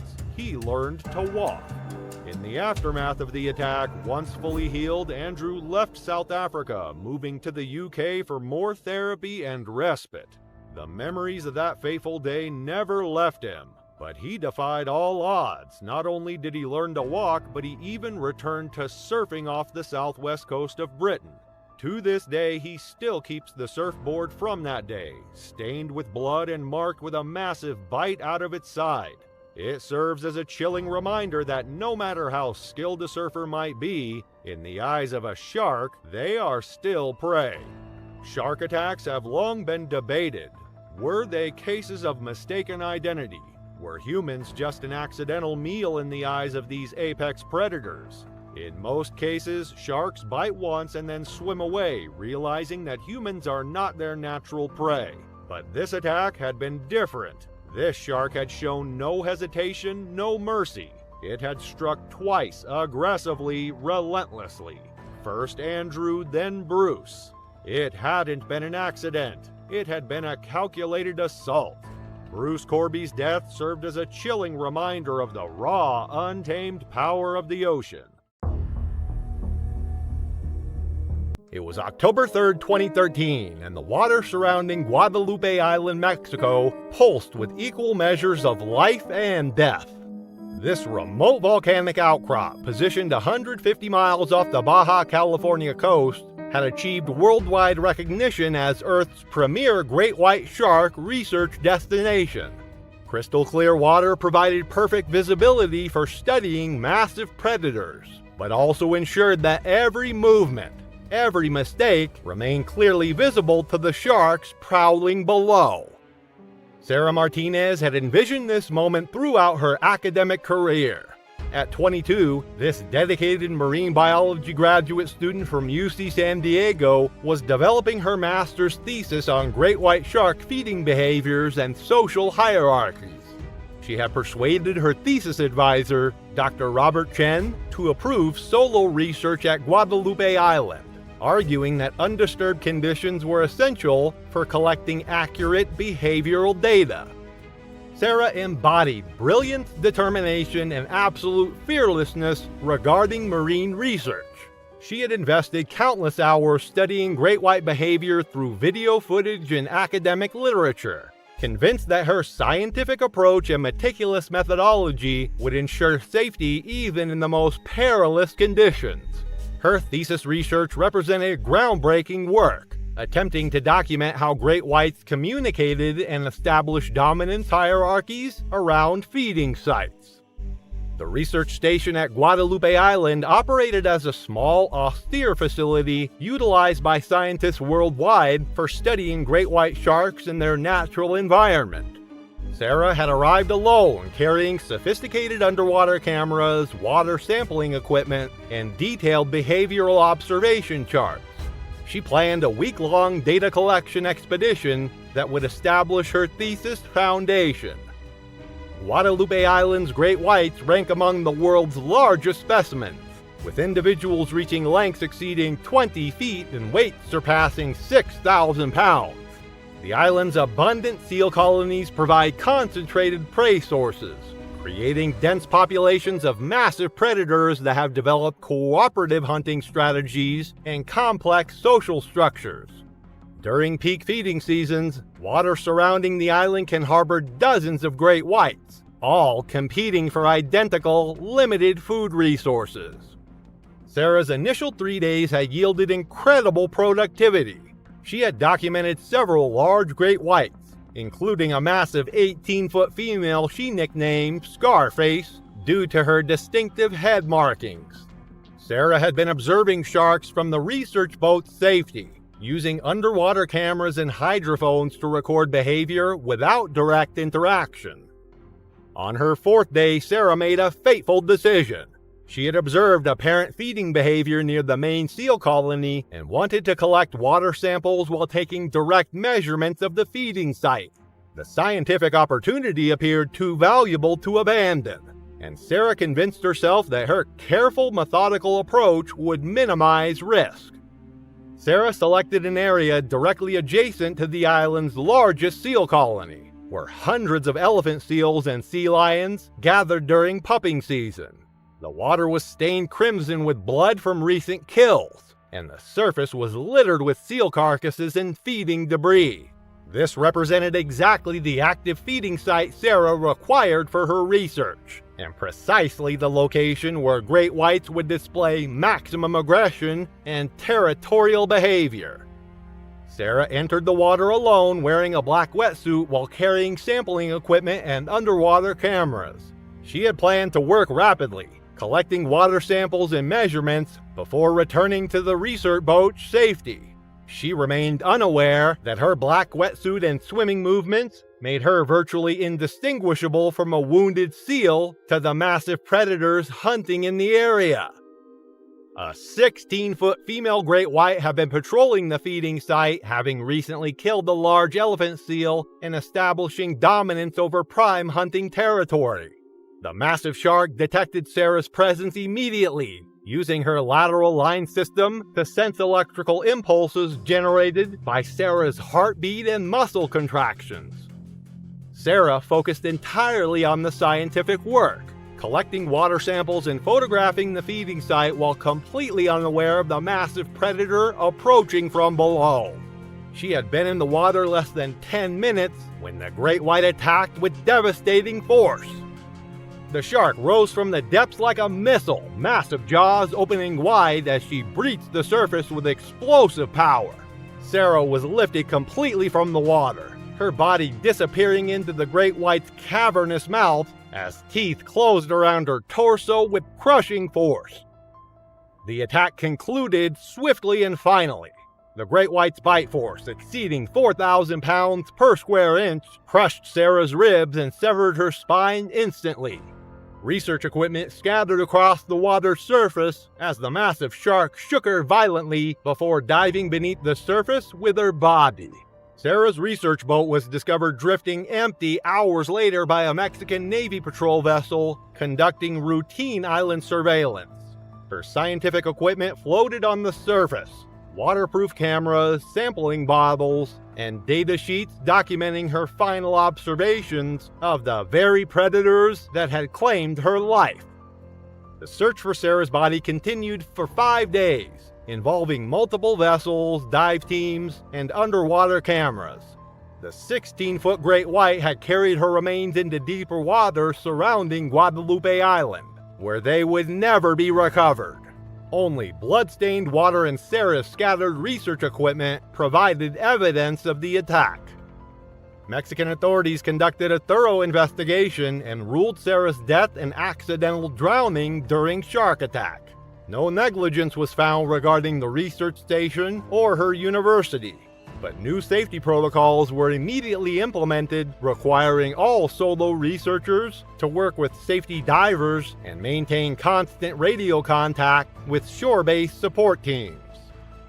Sarah's memorial service at UC San Diego drew hundreds of students, faculty, and marine researchers who remembered her as a brilliant scientist whose passion for understanding great white sharks had ultimately cost her her life. Her thesis research, compiled from surviving notes and video footage, was completed posthumously and became a landmark study in great white shark behavior. Sarah's scientific curiosity had drawn her into a predator's feeding ground during peak hunting season. June 15, 2013 was the kind of Florida evening that felt like it could last forever. On a stretch of beach near Marathon in the Florida Keys, college students gathered around a fire pit, the air thick with salt, smoke, and cheap beer. Music played from a Bluetooth speaker half buried in the sand. Laughter came easy. The stars were bright, it was a summer break, and for Amber Keplar, 21, this was exactly the kind of night she lived for. But some waters, no matter how calm they seem, are never safe to step into, especially when the sun goes down. Amber had driven down from Tallahassee with 3 friends to celebrate the end of finals. She was loud in the best way, with sun-bleached hair, chipped nail polish, and a tendency to burst into song when no one expected it. A journalism major with a part-time waitressing job, she wasn't the type to play it safe. She was the type who jumped in without checking the water. Just before midnight, with most of the group winding down or passed out in camp chairs, Amber and her closest friend Lizzie, still buzzed from drinks and glowing with that carefree recklessness unique to 20-somethings on vacation, decided to skinny dip. It wasn't a dare, it wasn't planned. They just looked at each other, grinned, and ran for the surf, peeling off clothes and tossing them behind as they laughed their way down the sand. Locals had long avoided that particular inlet after dark, not because of tides or currents, but because the nearby dockside fish cleaning stations leaked into the shallows, drawing predators close. But sharks especially were known to patrol the warm coastal waters at night, hunting in silence just beyond the moonlit foam. Bull sharks are among the few large shark species that actively hunt in shallow coastal waters, and at night they become even more dangerous. With poor light to navigate by, they rely on vibration and movement, zeroing in on splashes that mimic struggling fish or injured prey. Unlike great whites that stalk from the deep, bull sharks patrol close to shore, sometimes in less than 3 feet of water. They're territorial, quick to react, and bold enough to strike without hesitation. For swimmers unaware or careless, the line between safe and fatal can disappear in seconds. The two girls waded in waist deep, their laughter echoing into the dark. Amber splashed ahead, arms raised, spinning as she fell backward into the water. Her friend stayed closer to shore, shivering from the sudden chill and hesitating from the sudden quiet. Then Amber screamed. It wasn't drawn out, it was sharp, immediate, and followed by thrashing so violent it sent water spraying in all directions. Lizzie turned in time to see Amber's leg disappear beneath the surface. Then her entire body dragged several feet into the deeper channel. She surfaced once, eyes wide, gasping, but the water around her was already tinted with blood. Lizzie swam back to shore in a panic, screaming for help. A few others ran toward the surf, confused, still half drunk. One tried to wade in, but the water was clouded and opaque, the tide pushing against him with eerie calm. Someone called 911 from a cell phone held aloft with shaking hands. Amber washed up 12 minutes later, pulled in by the tide. She was barely conscious, her leg torn open from thigh to knee, her body in shock. Paramedics arrived less than 10 minutes after that, but by then she had lost too much blood. CPR was attempted on the sand, lights flashing against pale faces and glass bottles, but her pulse never returned. She was declared dead at the scene. Officials identified the bite pattern as consistent with a bull shark, likely an adult male, drawn to the noise and motion in a shallow feeding zone. No search for the shark was initiated.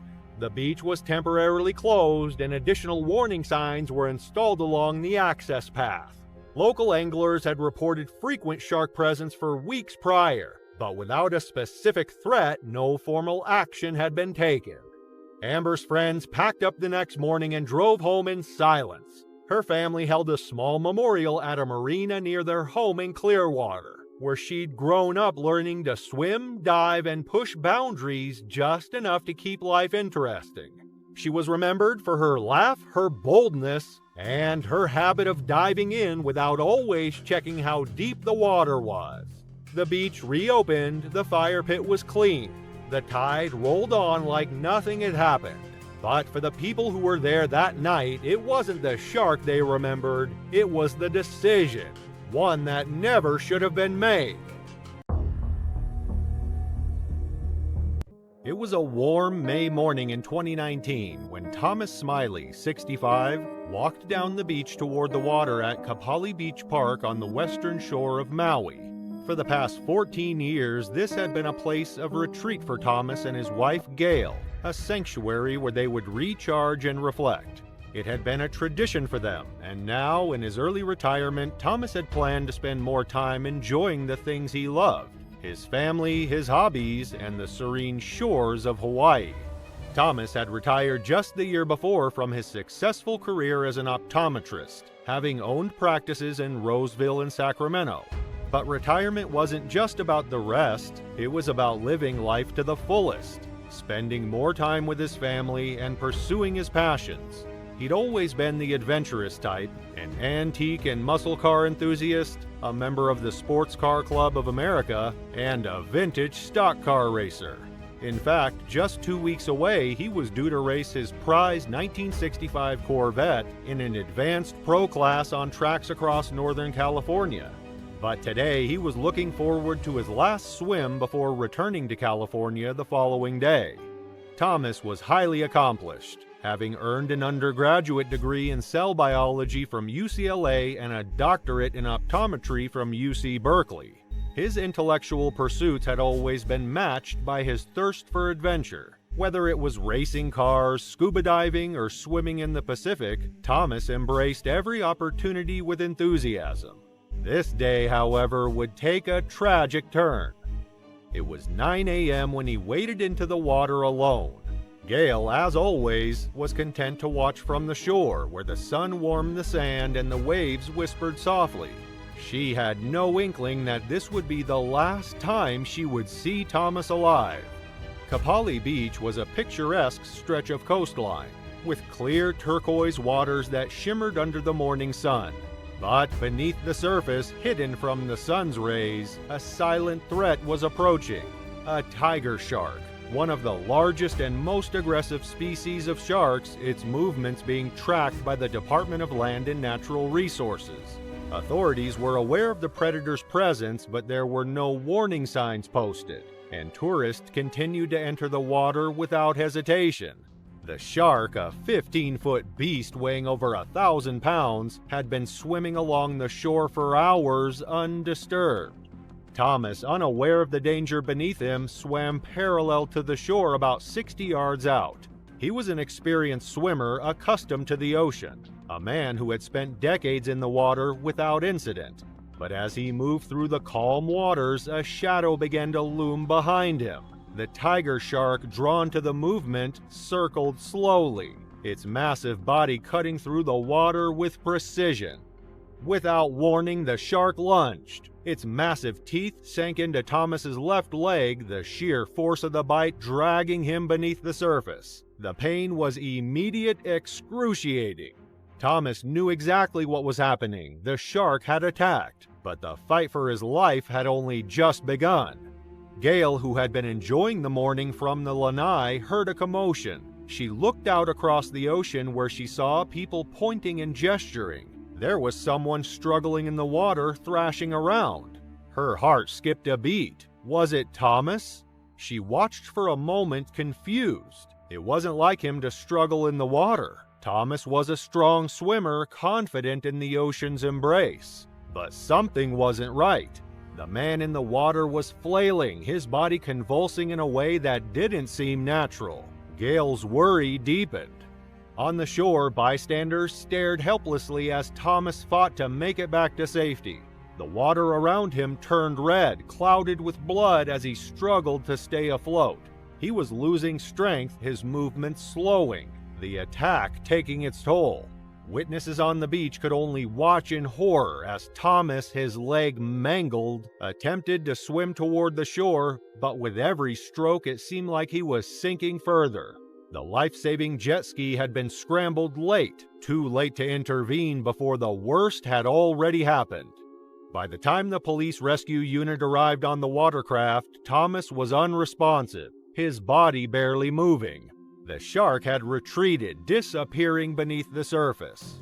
The rescuers worked quickly, pulling him onto the jet ski, his body limp and bloodied, a pool of dark water trailing behind them as they sped back toward the shore.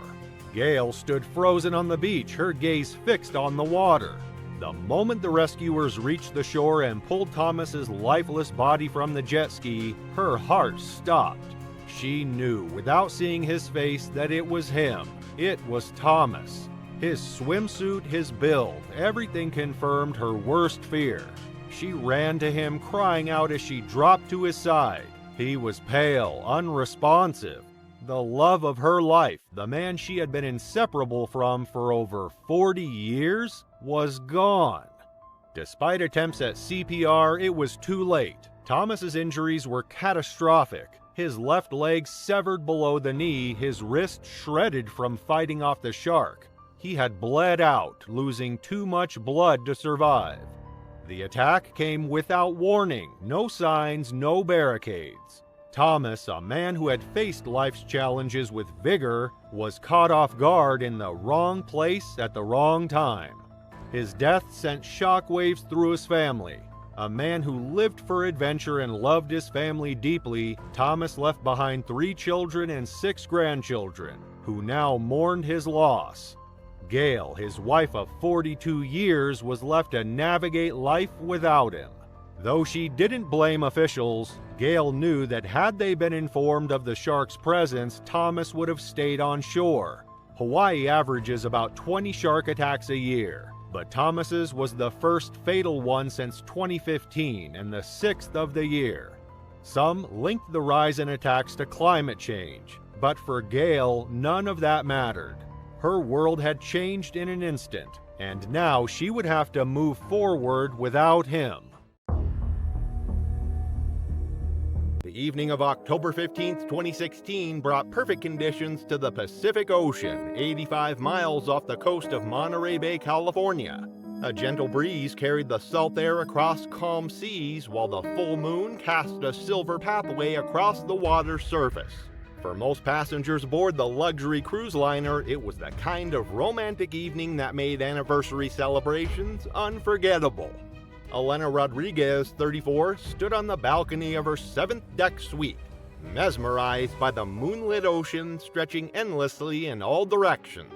Elena worked as an accountant in Phoenix, a meticulous professional who approached everything in her life with careful planning and attention to detail. Her husband often joked that she could balance a checkbook blindfolded and organize a filing system that would make librarians weep with joy. She was also a recreational swimmer who had competed in high school, though she hadn't been in serious training for years. Her love for the water had drawn her to this Pacific cruise, a 7-day journey she and her husband had booked to celebrate their 10th wedding anniversary. The couple had saved for 2 years to afford the balcony suite, splurging on the luxury they rarely allowed themselves. Elena's husband, Miguel, was a construction foreman whose weathered hands told the story of decades spent building homes for other families. He was practical where Elena was romantic, cautious where she was spontaneous. At 2:15 a.m., while Miguel slept peacefully inside their cabin, Elena stepped onto the balcony to capture photos of the moonlit ocean. She leaned against the railing to get the perfect angle for a selfie with the moonlit ocean behind her. She stretched further than she should have, trying to capture both herself and the magnificent seascape in one frame. The ship hit a moderate swell at exactly the wrong moment. Elena, leaning far over the railing with her phone extended, lost her balance as the deck tilted unexpectedly beneath her feet. Her free hand grasped desperately for the railing, but momentum and gravity had already taken control. Miguel woke to the sound of Elena's scream cutting through the night air, followed by the terrible silence that told him something was catastrophically wrong. Miguel rushed to the balcony to find it empty, Elena's sandals still sitting where she had kicked them off earlier. His emergency call brought the ship's crew running within 90 seconds. But maritime safety protocols meant the massive vessel couldn't simply stop and turn around. The ship's engines went into full reverse while the captain initiated man-overboard procedures. But it took 12 agonizing minutes for the 900-foot vessel to halt its forward momentum and begin turning back toward Elena's position. Elena's 70-foot fall into the Pacific knocked her unconscious immediately, but she survived the impact. The 62-degree water was a shock to her system even through her pajamas, and she remained conscious briefly as hypothermia began setting in. Disoriented and injured from the fall, she struggled to stay afloat in the moderate swells, her cries for help lost in the vast darkness surrounding the distant lights of the cruise ship. When the rescue boats finally reached the GPS coordinates marking Elena's fall location, they found blood in the water and fragments of her torn pajamas floating on the surface. The area where Elena had fallen was within the red triangle. a notorious region off the California coast where great white sharks congregate to hunt seals and sea lions. The blood from Elena's impact injuries, likely a broken nose and lacerations from hitting the water, had attracted a predator from the depths below. The great white sharks of California's coast are apex predators that have ruled these waters for millions of years. Weighing up to 5,000 pounds and measuring over 20 feet in length, they possess sensory systems so advanced they can detect a single drop of blood from miles away. Their 300 serrated teeth, arranged in multiple rows that continuously regenerate, can tear through flesh and bone with surgical precision. When hunting, they often strike from below with explosive force. Their attacks so sudden that prey has no time to react or escape. Elena, weakened by her injuries and struggling with hypothermia, had been floating helplessly when the great white struck from below. The attack was swift and decisive. The massive predator's jaws clamped down on her torso, and she disappeared beneath the surface without another sound. The shark, likely mistaking the injured and struggling woman for a wounded seal, had responded to millions of years of evolutionary programming. Elena's body was never recovered from the Pacific's depths. The Coast Guard continued searching for 2 days, but the vast ocean had claimed her completely. Miguel returned to Phoenix a broken man, carrying only the memories of their 10 years together and the crushing weight of what-if scenarios that would haunt him for the rest of his life. The cruise line implemented enhanced balcony safety barriers and mandatory safety briefings about the dangers of leaning over railings. But for Miguel, these changes came too late to matter. It was November 3rd, 2013, and the waters around Garden Key and the Dry Tortugas stretched endlessly under a cloudless Florida sky, 75 miles of Key West. This remote cluster of coral islands sits in some of the deepest, clearest waters in the Gulf of Mexico. The area is renowned among freedivers for its incredible visibility and diverse marine life. But it's also home to pelagic predators that rarely venture into shallower coastal waters. For experienced divers, the Dry Tortugas represent both paradise and peril in equal measure. Shay Monroe had been planning this solo diving expedition for months. The 25-year-old marine biology graduate student from the University of Miami was researching pelagic fish behavior patterns and needed to collect data in deep ocean water far from the influence of coastal ecosystems. She was an accomplished freediver capable of breath-hold dives exceeding 150 feet and had spent years building the physical and mental conditioning required for such extreme depths. The waters around the Dry Tortugas drop off rapidly from shallow coral reefs to depths exceeding 6,000 feet, creating a unique ecosystem where coastal and open ocean species interact. The area serves as a major migration corridor for pelagic sharks, including oceanic whitetips, which follow deep water currents and concentrate around floating debris or isolated structures. These apex predators are perfectly adapted for life in the open ocean, with long pectoral fins and incredible endurance that allows them to patrol vast territories. Oceanic whitetip sharks are among the most dangerous species in open water, responsible for more attacks on shipwreck survivors than any other shark species. They typically reach lengths of 10 to 13 feet, and are characterized by their bold, curious nature and tendency to investigate anything unusual in their territory. Unlike coastal species that rely on ambush attacks, oceanic whitetips are persistent hunters that will circle potential prey for extended periods before attacking. Their powerful jaws and razor-sharp teeth are designed to take large chunks of flesh from marine mammals and large fish. Shay had anchored her kayak near a research buoy about 2 miles from Garden Key, in water over 1,000 feet deep.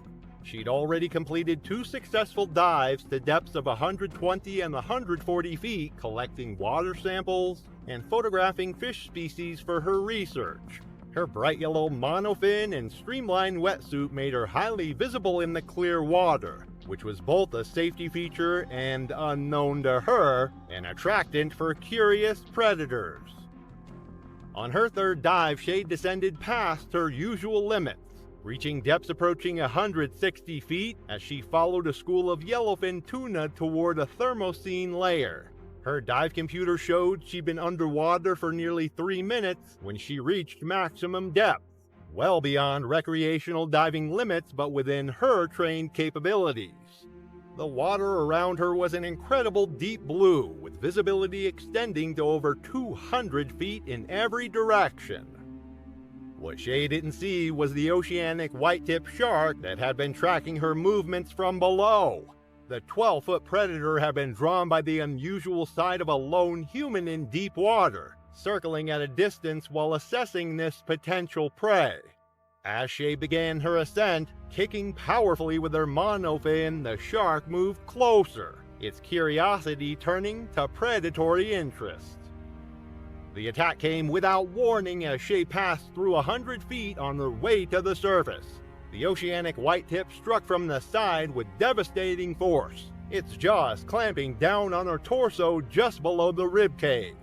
The impact drove the air from her lungs in a stream of bubbles as the shark's teeth tore through her wetsuit and into flesh. Her monofin kicked frantically as she tried to fight off the predator, but the shark's grip was unbreakable. The oceanic white-tip began its characteristic feeding behavior, shaking its head violently to tear away chunks of flesh while maintaining its grip on the victim. Shay's struggles weakened rapidly as blood loss and lack of oxygen took their toll. The shark released her briefly only to strike again, this time targeting her legs and lower abdomen. The clear water around them turned dark red as the attack continued. Within minutes, Shay had disappeared into the depths, dragged down by the persistent predator that had claimed its prize. Her dive buddy, who had been monitoring her progress from the surface, realized something was wrong when her expected surface time passed without any sign of her. He immediately activated his emergency beacon and began searching the area, but the deep water revealed no trace of the missing diver. Coast Guard rescue units arrived within 2 hours, launching an extensive search operation that included underwater cameras and sonar equipment. Shay's bright yellow monofin was discovered floating on the surface several hours later, its edges shredded and torn. Blood traces in the water and damage patterns on the fin confirmed that a large shark had been involved in her disappearance. A research buoy located less than 200 yards from the dive site had recorded unusual movement patterns from a tagged oceanic white-tip shark during the exact time frame of Shay's dive.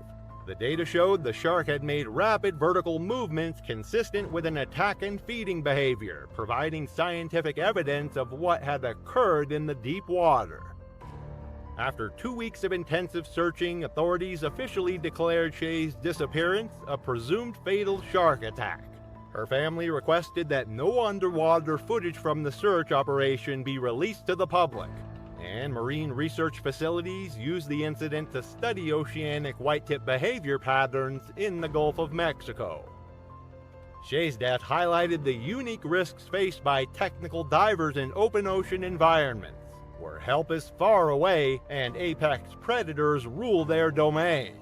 Her research notes and underwater photography were later compiled into a memorial publication that advanced understanding of pelagic ecosystems. March 2018 brought picture-perfect conditions to Perito Key, Florida. The Gulf of Mexico stretched endlessly under a brilliant blue sky, with gentle waves lapping against pristine white sand beaches. The temperature was comfortable, with a light breeze carrying the scent of salt air. It was exactly the kind of morning that vacation brochures promised. The perfect backdrop for family memories that should have lasted a lifetime. Dina Marwick was a pediatric nurse from Arkansas, known for being practical, deeply nurturing, and attentive to details, especially when it came to her family's safety. At 37, she had planned this beach trip meticulously, choosing Perdido Key specifically because it wasn't a crowded tourist destination. They were staying at a small family-run resort just a short walk from the shoreline. and the vacation had been planned for months. Dina wasn't a risk-taker by nature, but she also wasn't familiar with how runoff and sandbar terrain could affect marine life activity. Her background included some knowledge of marine ecosystems, which made her generally confident about ocean safety, though she lacked specific knowledge about Gulf Coast predator behavior. The family had arrived several days earlier to perfect weather and calm seas. They spent their time building sandcastles, collecting shells, and watching dolphins play in the distance. The children, ages 7 and 10, were having the time of their lives, and the vacation was proceeding exactly as Dina had hoped. What Dina couldn't have anticipated was how recent weather patterns had affected the local marine ecosystem. 2 days prior, a storm had swept through the area, flushing organic debris and fish remains into the water via a nearby inlet. The hotel staff had posted a general advisory against swimming near the mouth of the estuary, but it wasn't specific or prominently displayed. The Gulf of Mexico's warm brackish waters provide ideal habitat for bull sharks, particularly in areas where freshwater rivers and streams emptied into the sea. These apex predators have evolved to exploit the rich feeding opportunities found in estuarine environments, where confused and disoriented fish made easy prey. Bull sharks are among the few shark species capable of surviving in both fresh and salt water, allowing them to venture into areas where other marine predators couldn't survive. On that morning, the family chose to wade out near a quiet section of the beach, only about 200 meters from where the advisory applied. The water was clear and the gentle waves were perfect for the children to play safely. Dina felt completely at ease as she watched her daughter build a sandcastle waist deep in the water. Bull sharks possess sensory capabilities that make them extraordinarily effective hunters in coastal waters. Their lateral line system could detect minute pressure changes in the water, while their electroreceptors can sense the bioelectrical fields generated by living organisms. Most importantly, their sense of smell can detect blood in extremely low concentrations. While watching her daughter, Dina took a few steps farther out to retrieve a drifting toy. She didn't realize she had crossed into an area where the water was murky and stirred, prime conditions for hunting bull sharks. She also had a barely healed blister on her heel that had opened earlier that morning, creating a faint blood trail in the water. Bull sharks are particularly dangerous in Gulf Coast waters because they combine apex predator instincts with an unusually aggressive temperament. Unlike great whites, which often engage in investigatory bites before retreating, bull sharks are known for sustained attacks. Their stocky, muscular build allows them to generate tremendous force in shallow water, where larger sharks would struggle to maneuver. As Dina reached for the toy, she felt a sudden, violent impact against her lower leg. The bull shark's attack was swift and devastating. Its powerful jaws clamped down below her knee with crushing force, immediately severing major blood vessels and crushing bone. Her scream of agony sent her children into immediate panic. The shark's initial bite was followed by the characteristic head-shaking behavior that bull sharks use to tear flesh from their prey. Dina could feel her leg being mangled as the predator's serrated teeth sawed through muscle and tendon. The water around her turned crimson as she fought desperately to break free. Her husband, hearing the screams, rushed into the water and grabbed Dina under her arms, pulling her toward shore even as the bull shark maintained its grip. Nearby beachgoers joined the rescue effort, helping to drag both Dina and her attacker into shallower water.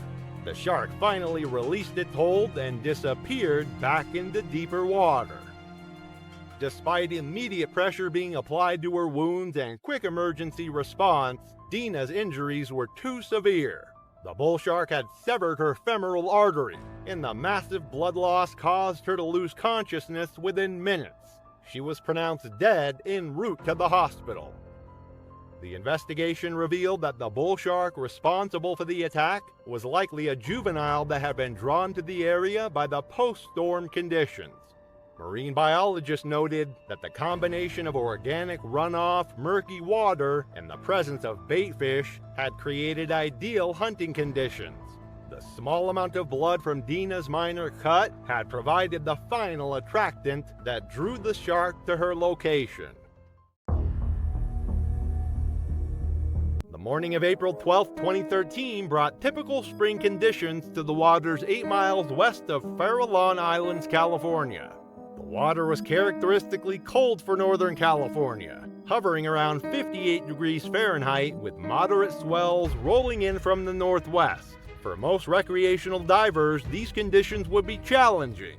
But for the Navy diving unit conducting training exercises in the area, it was just another day at the office.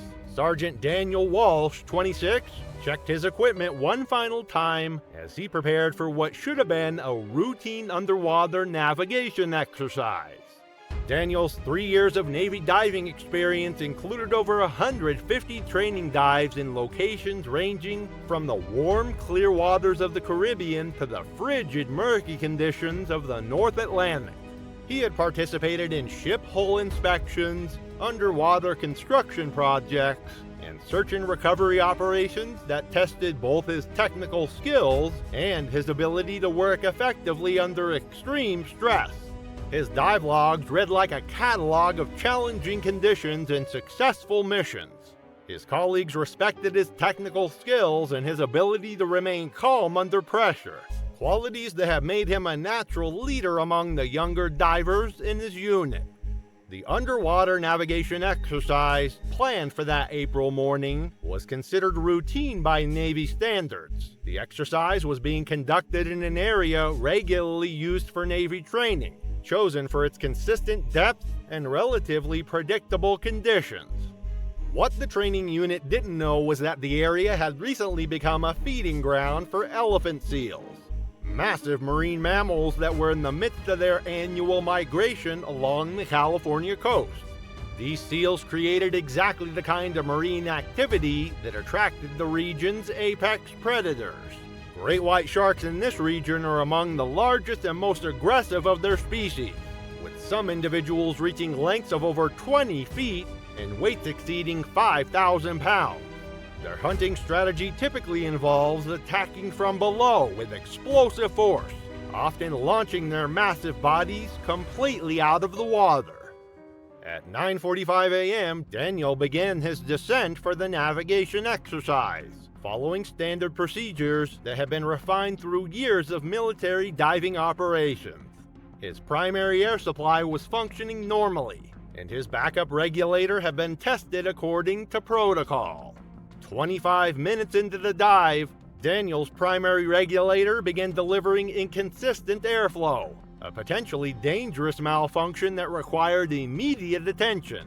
The regulator malfunction, while not immediately life-threatening, forced Daniel to surface earlier than planned and in a location approximately 200 yards from his designated pickup point. More critically, he surfaced in an area where elephant seals had been feeding intensively for several days. Daniel broke the surface and immediately activated his emergency beacon, following protocols designed to alert his support team to his location and condition. But Daniel was now floating alone in an area where great white sharks had been actively hunting. His presence at the surface made him vulnerable to the kind of attack that had made these waters notorious among marine biologists. And one great white had been watching Daniel, likely a mature female estimated at over 18 feet in length based on the size of the bite radius later measured by investigators. The shark had probably been hunting in the area for days, attracted by the elephant seal activity, and Daniel's sudden appearance at the surface triggered the predatory response that millions of years of evolution had perfected. Daniel was floating on his back, checking his equipment and waiting for pickup when a great white shark struck him. The attack came from directly below, the classic hunting pattern of a great white shark pursuing what it perceived as a wounded seal. Daniel had no warning before the massive predator struck, its powerful jaws clamping down on his torso with a force that could crush a small boat. The shark's 300 serrated teeth penetrated deep into Daniel's chest and abdomen. The force of the attack launched both Daniel and the shark partially out of the water, a behavior known as breaching that great whites exhibit when attacking seals and sea lions. Daniel's emergency beacon continued transmitting throughout the attack, providing his rescue team with precise coordinates even as the horrific scene unfolded. The rescue team arrived approximately 8 minutes later but saw no signs of Daniel in the location. An extensive search and rescue effort was announced. Unfortunately, Daniel's body was recovered 40 minutes later by Coast Guard divers, who found him on the bottom in 65 feet of water. Daniel's death led to significant changes in military diving protocols, including mandatory marine wildlife briefings before all training operations and improved coordination with marine biology monitoring services. The Navy also implemented enhanced communication systems that provide real-time information about marine mammal activity in training areas, helping to prevent similar tragedies in the future. It was June 10, 2016, and Gulf Shores, Alabama was experiencing one of those perfect summer days that draws families from across the Southeast. The white sand beaches stretched endlessly along the emerald waters of the Gulf Coast of Mexico, dotted with colorful umbrellas and the cheerful chaos of vacation season. The water temperature hovered at a comfortable 82 degrees, with gentle waves lapping at the shore under brilliant sunshine. But beneath the surface, the murky coastal waters held dangers that most beachgoers never considered. The Marin family had driven down from Birmingham for their annual summer vacation. Kelsey, 17 and about to enter her senior year of high school, was the kind of teenager who still genuinely enjoyed family time. She was athletic, outgoing, and had spent the morning teaching her younger brother Jake how to throw a proper spiral with their foam football. Her parents, David and Susan, watched from their beach chairs as their kids played in the surf, the kind of peaceful family moment that makes vacation photos treasured for decades. Gulf Shores sits along a stretch of coastline known for its deceptively calm appearance and hidden underwater geography. The area features numerous sandbars, drop-offs, and tidal channels that create perfect hunting grounds for various shark species. The murky water, stirred up by constant wave action in the river runoff, provides excellent cover for predators while limiting visibility for swimmers to just a few feet. Bull sharks are among the most dangerous species found in these waters. Unlike many shark species that prefer deeper ocean environments, bull sharks actively seek out shallow, murky coastal areas and can even survive in fresh water. They're built like living torpedoes, stocky, powerful, and capable of explosive bursts of speed. An adult bull shark can reach lengths of up to 11 feet and weigh over 500 pounds, with a bite force exceeding 1,300 pounds per square inch.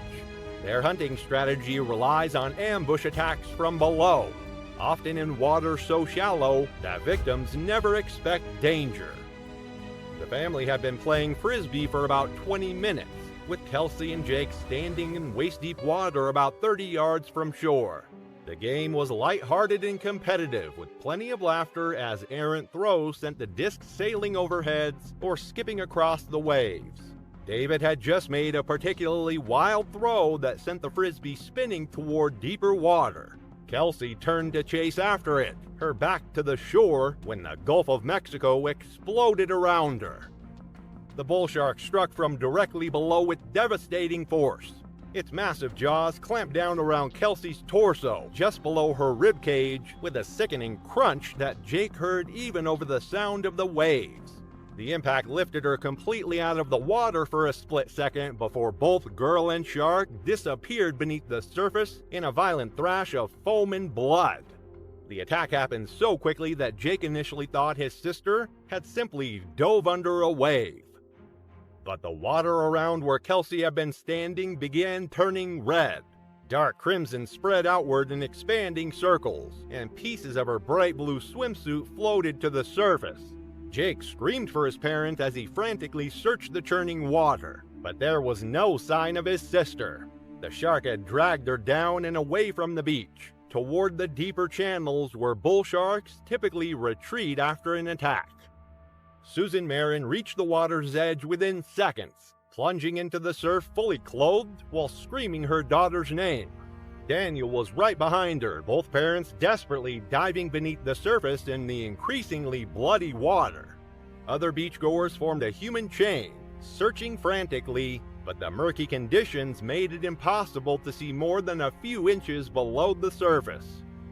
Lifeguards arrived within minutes, followed quickly by Coast Guard rescue boats and Marine Patrol units.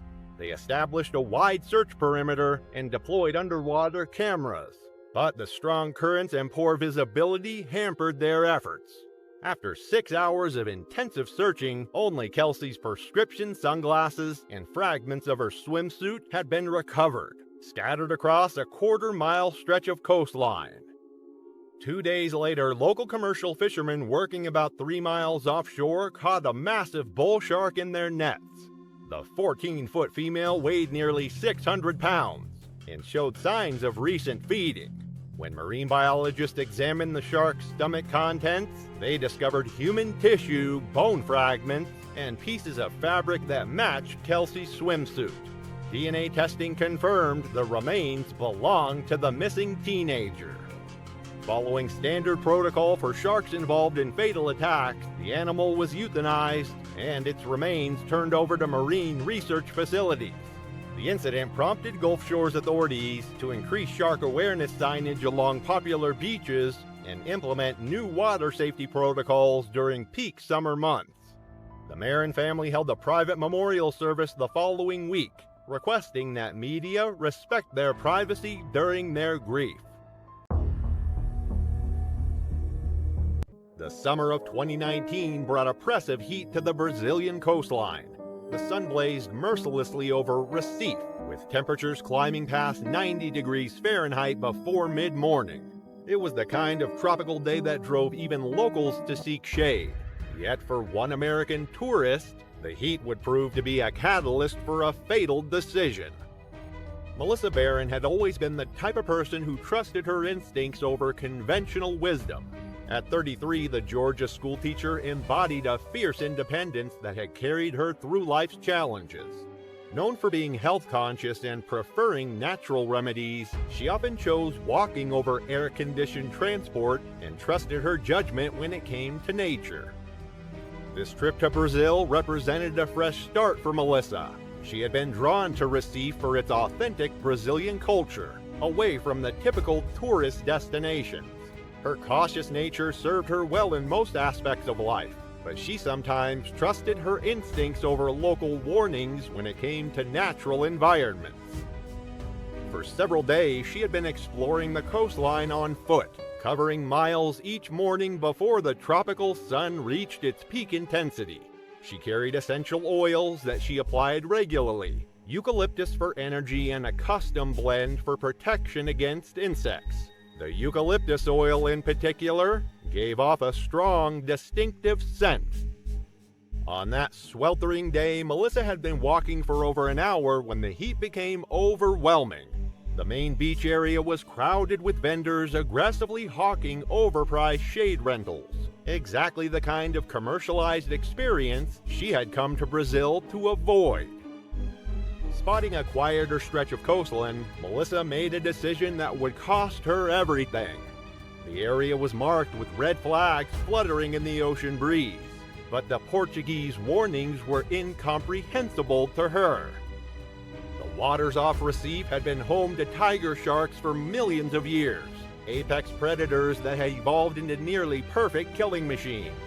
These massive hunters, capable of reaching lengths of 16 feet and weights exceeding 1,400 pounds, possessed extraordinary sensory abilities.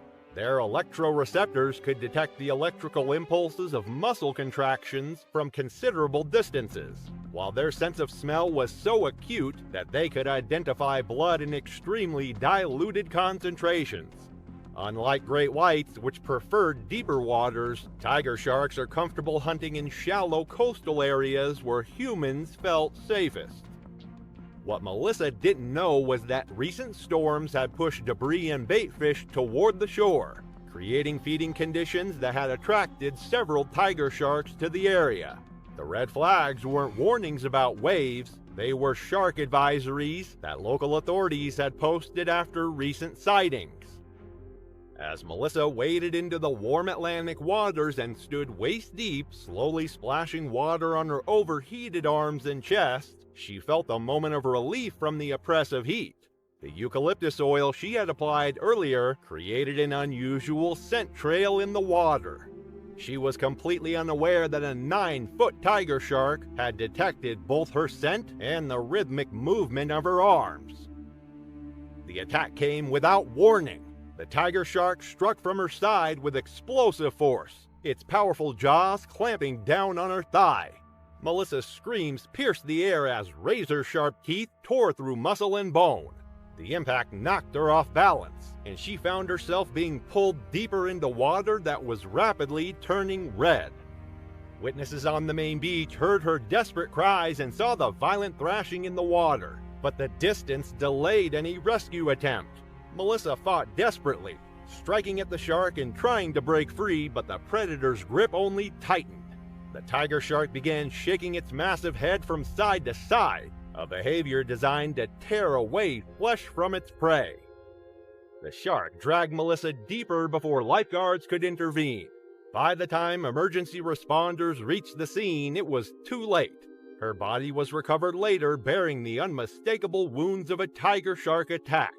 The investigation revealed that she had entered the water during a period of heightened shark activity in an area that had been specifically flagged as dangerous.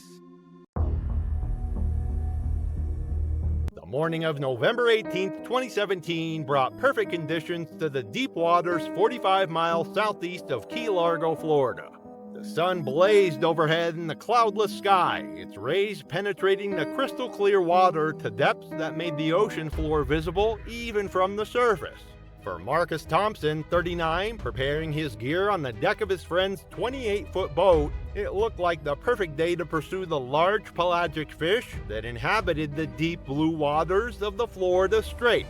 Marcus embodied the rugged independence that characterized serious spear fishermen. His weathered face and permanent tan told the story of 15 years spent pursuing fish in some of Florida's most challenging waters. From the shallow flats of the Everglades to the deep blue waters where the Gulf Stream carried both opportunity and danger. Marcus approached spearfishing with the same methodical precision he brought to engine repair. Friends often joke that Marcus treated his spearfishing gear better than his truck, but they also acknowledged that his attention to detail had kept him safe during thousands of dives in challenging conditions.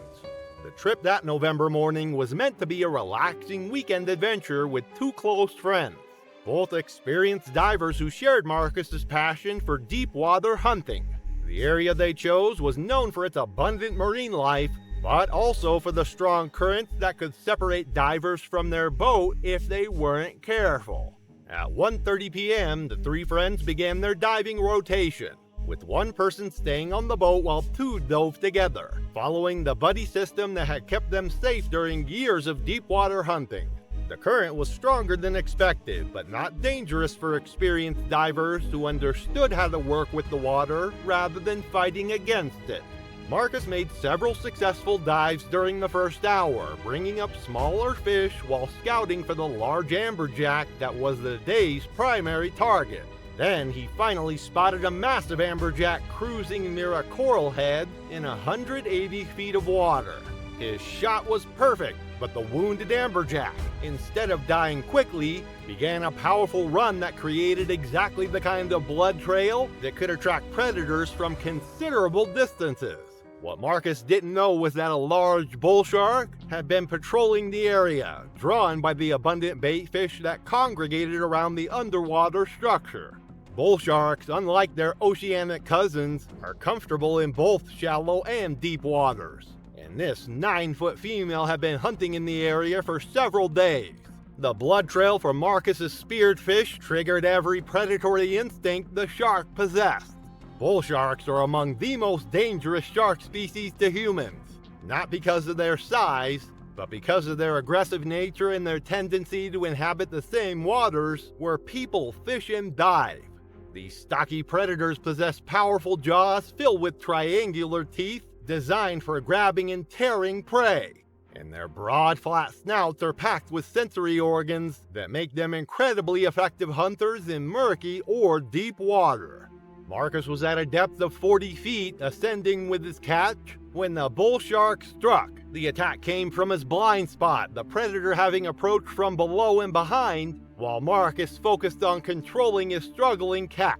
The shark's jaws clamped down on Marcus's thigh with crushing force, its teeth penetrating deep into muscle and severing the femoral artery.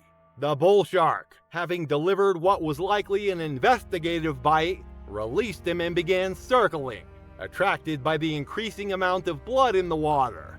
Marcus knew he was in mortal danger and began swimming desperately toward the surface, but he was already going into shock from massive blood loss. Tony and Rick, watching from the boat, saw the blood cloud expanding in the clear water and immediately knew something was catastrophically wrong. They could see Marcus ascending rapidly, trailing blood, with a large shark circling below him. Tony jumped into the water with a bang stick, while Rick started the engines and maneuvered the boat toward Marcus's position. Marcus broke the surface 40 yards from the boat, gasping for air and calling weakly for help. The bull shark had followed him to the surface and was becoming increasingly aggressive, attracted by the massive amount of blood Marcus was losing. Tony reached Marcus first, using the bang stick to drive the shark away, while Rick brought the boat alongside. They pulled Marcus from the water, but the damage was already done. The bull shark's bite had severed his femoral artery, and despite their desperate attempts to control the bleeding with tourniquets and pressure bandages, Marcus had lost too much blood. He remained conscious long enough to tell his friends he loved them, then lost consciousness as they raced toward shore. Marcus Thompson died from massive blood loss before they could reach the marina, becoming another tragic reminder of the risks inherent in deep water spearfishing. The incident led to enhanced safety recommendations for spearfishermen, including the use of shark shields, improved first aid training focused on arterial bleeding, and better communication equipment for emergency situations. But perhaps most importantly, it reinforced the critical need for the buddy system and immediate surfacing after spearing fish in deep water. March 14, 2015 was clear and windless along the rugged coastline of Duker Point, just south of Cape Town. The Atlantic shimmered with deceptive calm, lapping gently against the base of towering cliffs that had become a magnet for thrill seekers. The waves slapped rhythmically against the rocks, birds wheeled overhead, and on top of the cliff a group of university students stood barefoot in the sun, daring each other toward the edge. They weren't tourists, they were locals. They knew the coast, knew the rumors, and knew that below them the water churned with currents colder and deeper than it looked. But that afternoon, they didn't care. The plan was simple: cliff diving. No wetsuits, no gear, just a quick plunge into the open ocean and a scramble back onto the rocks. Among them was 22-year-old Jordan Macefield, tall, athletic, and the kind of extrovert people naturally follow. Jordan had always leaned into risk. He was the one who suggested Duker Point in the first place. The area had a reputation known for its dramatic rock faces and deep entry points. It offered one of the few spots where you could jump from over 30 feet into the ocean without hitting reef or sand. But it also carried another much darker reputation. The nearby rocks were home to a seal colony, dozens of slick barking bodies that sunbathed on the shoreline and slipped like shadows into the water. And where there are seals in the Cape, there are great white sharks. The group knew this. Signs had been posted a year earlier after multiple shark sightings, warning against swimming or diving in the area. Local rangers had updated the advisory list just 2 days before, noting increased predatory activity in the shallows. But by the time Jordan and his friends arrived that morning, the surf was low, the cliffs were dry, and the temptation was stronger than the caution. One by one, the group began to jump. Jordan was last. He raised his arms, shouted something no one quite heard, and hurled himself off the ledge. He hit the water cleanly and surfaced a moment later, grinning and throwing his fist in the air. The others cheered from above. But then, without warning, something massive surged from below. There was no splash, no warning fin, just a violent jolt that pulled Jordan backward under the surface as if a rope had been yanked from the deep. A few seconds passed, then the water near the jump site turned red. Great white sharks are deeply woven into the marine ecosystem of South Africa's Western Cape. Dierker Point, just south of Cape Town, lies along the edge of what's known as the Shark Alley Corridor, where cold Benguela currents meet rich breeding grounds for seals, tuna, and other prey. Here, great whites don't migrate through, they stay. Scientists have tracked the same individuals returning year after year, using coastal shelves and sea colonies as ambush points. Their hunting relies on stealth. They strike upward, fast and silent, using the contrast of sunlight on the surface to target silhouettes. In areas like this, where rocky outcrops host hundreds of seals, and human activity overlaps with feeding zones, a splash in the wrong place can look exactly like a kill trigger. Jordan had leapt into the center of their territory. At first, the group thought it was a prank. Jordan was known for stunts, and the sudden disappearance looked staged. But when he didn't resurface and when a second cloud of blood appeared, darker and wider than the first, the mood shifted. Screaming erupted. One of the students tried to climb down the cliff toward the shoreline while another ran for cell reception. A third called emergency services as the rest stared helplessly at the calm surface where their friend had vanished just seconds earlier. Rescue teams arrived within the hour. The National Sea Rescue Institute launched a search using boats, divers, and a helicopter equipped with thermal imaging. They scanned the coastline for hours. No body was ever found. A single torn swim fin was recovered near the edge of the seal rocks, but beyond that, there was nothing. Officials confirmed that shark activity had been recorded in the area days earlier and reiterated that Dierker Point had never been a sanctioned diving location. A temporary restriction was issued, and signs were reposted with more prominent warnings. Jordan's University held a memorial later that week. Flowers, stories, and a worn photo of him mid-jump on a hiking trip, suspended in the air with his arms wide open. Friends remembered him as fearless, impulsive, and always chasing the next thrill. But even those closest to him admitted he pushed too far. He saw the warnings and jumped anyway. It was a bright, sunny morning on June 7, 2024, when Anne Blair Gribben set out with her twin daughters Lulu and Ellie and a group of friends on their first ever beach trip. Seacrest Beach, Florida was the perfect spot for the summer getaway. The warm sand beneath their feet and the gentle waves of the ocean made it an idyllic escape from their small Alabama town of Mountain Brook.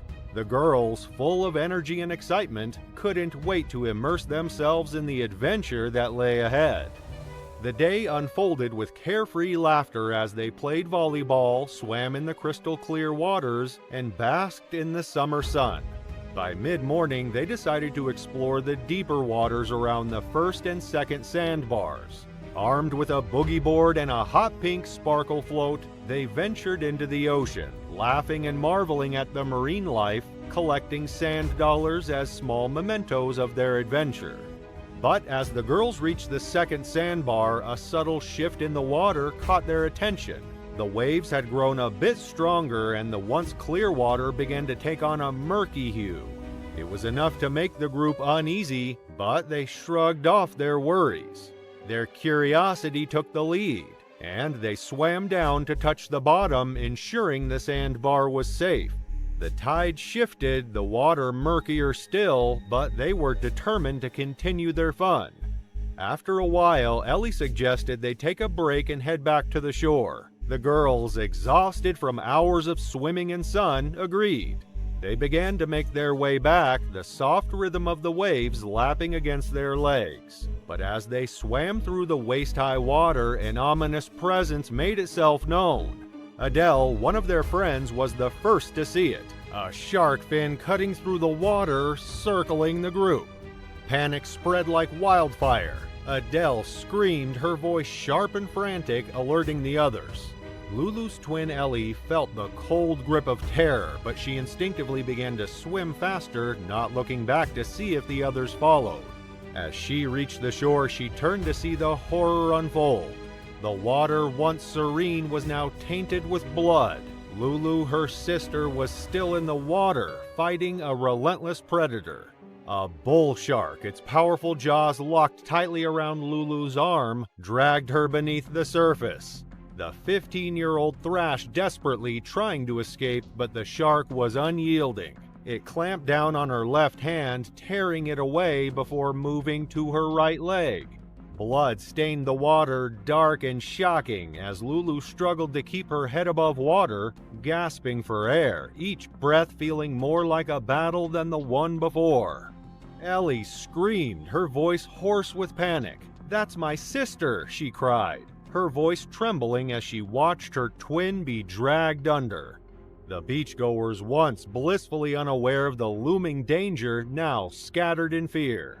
Ellie's heart pounded in her chest as she begged for someone to help. The world seemed to slow, her vision blurring with tears as she clung to the faint hope that someone would reach Lulu before it was too late. The shark finally released Lulu and retreated, but not before leaving her with devastating injuries. Ellie, desperate to help, dove back into the bloodied water, holding Lulu's head to protect it from the crashing waves. Minutes felt like hours as a group of men and doctors who had been vacationing nearby rushed to assist. The chaos around them was a blur, but Ellie stayed focused on her sister, holding her close despite the gruesome sight of her injuries. And their mother arrived moments later. The sight of her daughter, pale and motionless on the sand, was something no mother should ever have to witness. Ellie could only manage a single sentence before the weight of the scene overwhelmed her. "Mom, it's Lulu," and collapsed beside her daughter, tears streaming down her face as she took in the horror before her. Volunteers and doctors worked quickly to stabilize Lulu, as the haunting sound of screams and sirens echoed across the beach. An airlift was called and Lulu was rushed to Sacred Heart Hospital in Pensacola, an hour and 20 minutes away. Throughout the ordeal, Ellie remained by her side, holding on to the hope that Lulu would survive. But when doctors revealed the extent of her injuries, it was clear that the attack would leave scars, both physical and emotional. Lulu's right leg had to be amputated just above the knee, and her left hand was also lost in the shark's attack. She had also lost nearly 2/3 of her blood supply, and she was in critical condition. Despite everything, Lulu fought to survive. She emerged from the darkness of unconsciousness, her first words a testament to her strength. "I made it." Even as her body was scarred, she maintained her determination. Lulu, who had always dreamed of becoming a doctor, insisted on watching the removal of her central line, her spirit unwavering in the face of the unimaginable. In the days that followed, Lulu underwent several surgeries, each one a step toward recovery. She endured the pain with the same quiet strength that had defined her life up until that point, making jokes and smiling even as her body healed. The beach where the attack had taken place stood eerily silent, a stark reminder of the predator that lurked just beneath the surface. Ellie and her friend Layla returned to the shore one night, finding the beach deserted, as if nature itself was reflecting the somber mood that had gripped them all. Though shark attacks are rare, reports of bull sharks in the area had surfaced in the weeks leading up to the incident.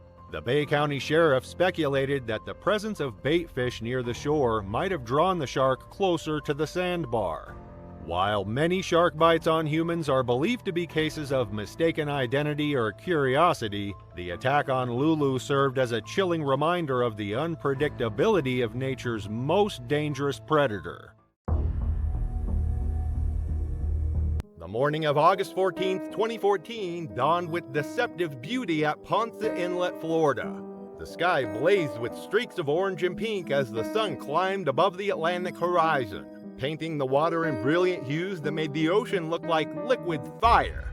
For Tyler Brooks, 28, watching the conditions from his apartment window just 2 blocks from the beach, it looked like the perfect start to what he hoped would be an epic dawn session. Tyler embodied everything people imagined when they thought of a Florida surfer.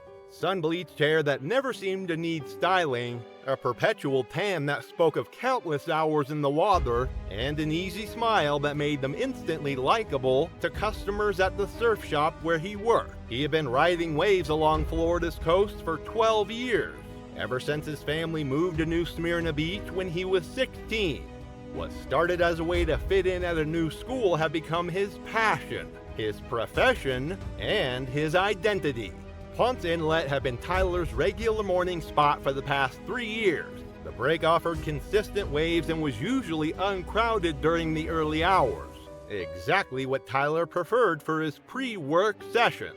What Tyler didn't fully appreciate, despite his years of experience, was how dramatically overnight storms could change the ocean's character. The previous evening had brought heavy rains and strong winds that stirred up sediment and debris, creating the murky water conditions that made Ponce Inlet particularly dangerous. The storm had also driven massive schools of baitfish into the shallow waters near the inlet, creating a feeding frenzy that attracted predators from the deeper offshore waters. At 6:30 a.m., Tyler paddled out into conditions that looked perfect from shore, but told a different story once he was in the water. The visibility was severely limited. The water had a greenish-brown tint that spoke of stirred-up sediment and organic matter, exactly the kind of conditions that made it difficult for both surfers and sharks to distinguish between different objects in the water. For nearly an hour, Tyler enjoyed what felt like a private surf session. The waves were clean and consistent, breaking with the kind of power and shape that made all the early morning effort worthwhile. He caught wave after wave, each ride reinforcing his decision to brave the murky conditions. The sun climbed higher, burning off the morning haze and warming the air, creating the perfect Florida morning that locals treasured and tourists paid thousands to experience. But unbeknownst to him, a bull shark had been tracking his movements. A 7-foot female, drawn to the area by the abundance of baitfish and the vibrations created by Tyler's surfboard cutting through the water. Bull sharks are among the most dangerous species to humans, not because they're the largest or most aggressive, but because they frequent the same shallow, murky waters where people swim and surf. The attack came without warning. Tyler felt the sudden crushing pressure around his left leg below the knee, followed immediately by searing pain that shot through his entire body. The shark's teeth, designed for gripping and tearing, penetrated deep into his calf muscle, severing the major artery and crushing bone. Tyler's scream echoed across the water as he instinctively began paddling toward shore, his surfboard becoming a life raft in his desperate attempt to escape. Despite his desperate paddling toward shore, Tyler was already going into shock from massive blood loss. Early morning beachgoers, including several joggers and dog walkers, heard Tyler's screams and immediately dialed 911. The Volusia County Beach Patrol, experienced in water rescues and shark attack responses, launched their rescue watercraft within 4 minutes of receiving the emergency call. But by the time lifeguards reached Tyler in waist-deep water, he had already lost consciousness from blood loss and was floating face down next to his surfboard. The rescue team pulled Tyler from the water and immediately began emergency medical treatment on the beach. Despite their quick response and professional medical care, he never regained consciousness and was pronounced dead 20 minutes later at Halifax Health Medical Center. The attack prompted immediate changes to beach safety protocols in Volusia County. Enhanced dawn patrol warnings were implemented, with lifeguards beginning their shifts earlier to monitor conditions during the popular early morning surf sessions.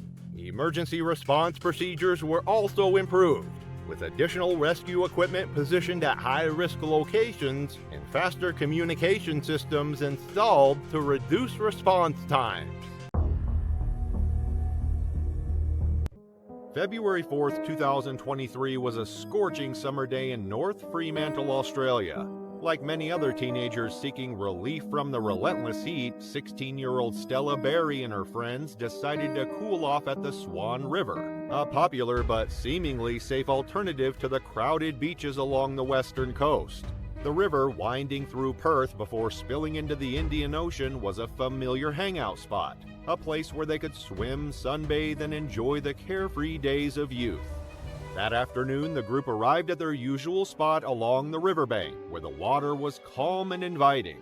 They splashed around for a while, floating in the cool water and laughing under the sun. The river, sheltered from ocean waves and teeming with life, felt like the perfect escape. Stella and her friends were enjoying what seemed to be an idyllic summer day, unaware that danger was lurking beneath the surface. At around 3:30 p.m., as the group lounged by the water's edge, something caught Stella's eye, a flash of gray cutting through the river. She sat up, watching as a pod of dolphins appeared, their sleek bodies surfacing as they moved in unison toward the ocean. The sight was mesmerizing. Dolphins were a common but always thrilling presence in the Swan River, and their sudden appearance sent a wave of excitement through the group. Without hesitation, Stella made a decision that would change everything. She jumped into the water.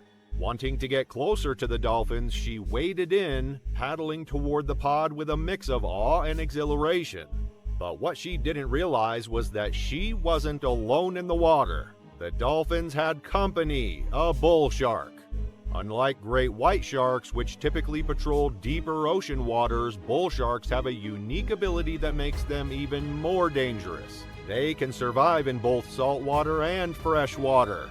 Utilizing special glands and kidney adaptations, they can regulate salt levels in their bodies, allowing them to swim far up rivers and estuaries where most other sharks wouldn't survive.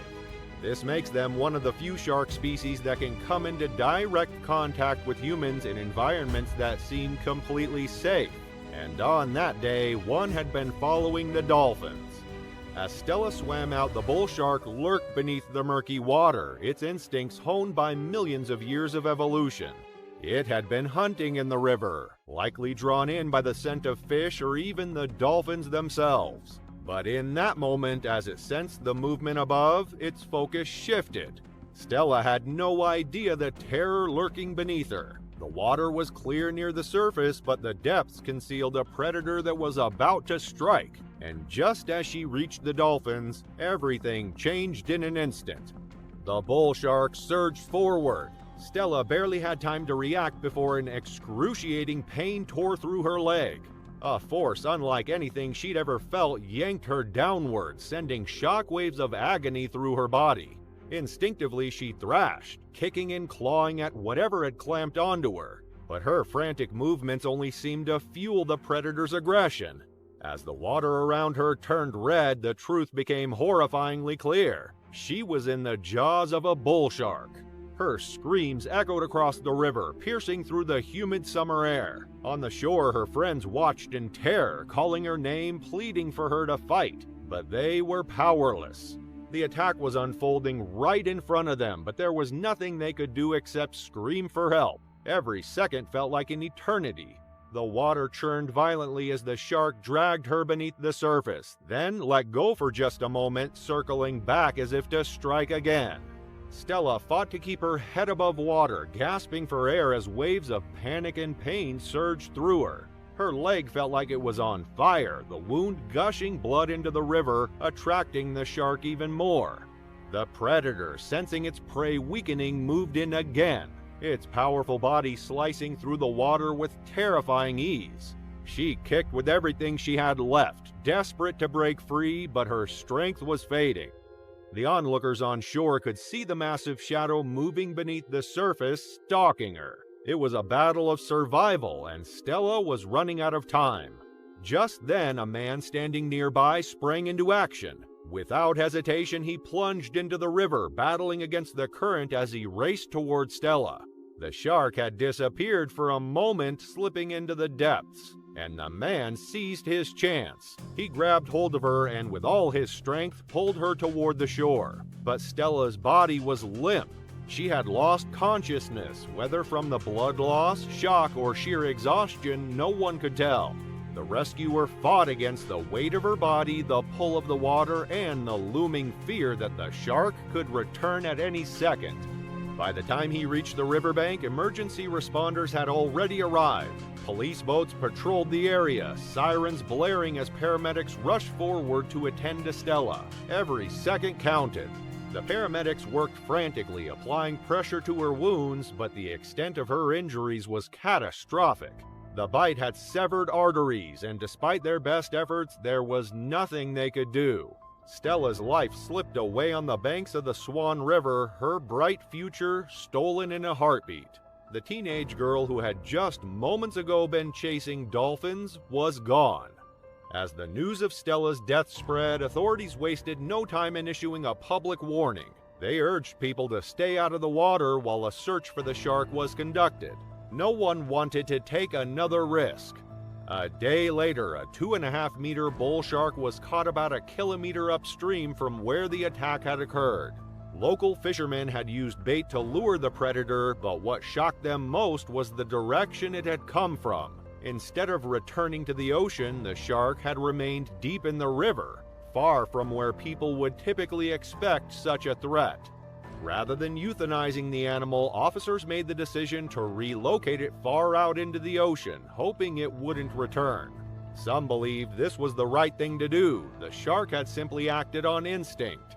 In the murky water, it may have mistaken Stella for one of the dolphins. But since she was swimming alone, separate from the pod, she became the easier target. Whether a case of mistaken identity or a deliberate strike, the result was the same: a young life lost too soon. The community was shaken. The Swan River had not seen a fatal shark attack in over a century, yet tragedy had struck when no one expected it. Stella's friends, family, and classmates gathered for a vigil, placing flowers and candles at the riverside in her memory. They spoke of her kindness, her infectious energy, and her dreams of traveling the world. She had been a talented athlete, a dedicated hockey player, and a beloved friend. Her loss was immeasurable.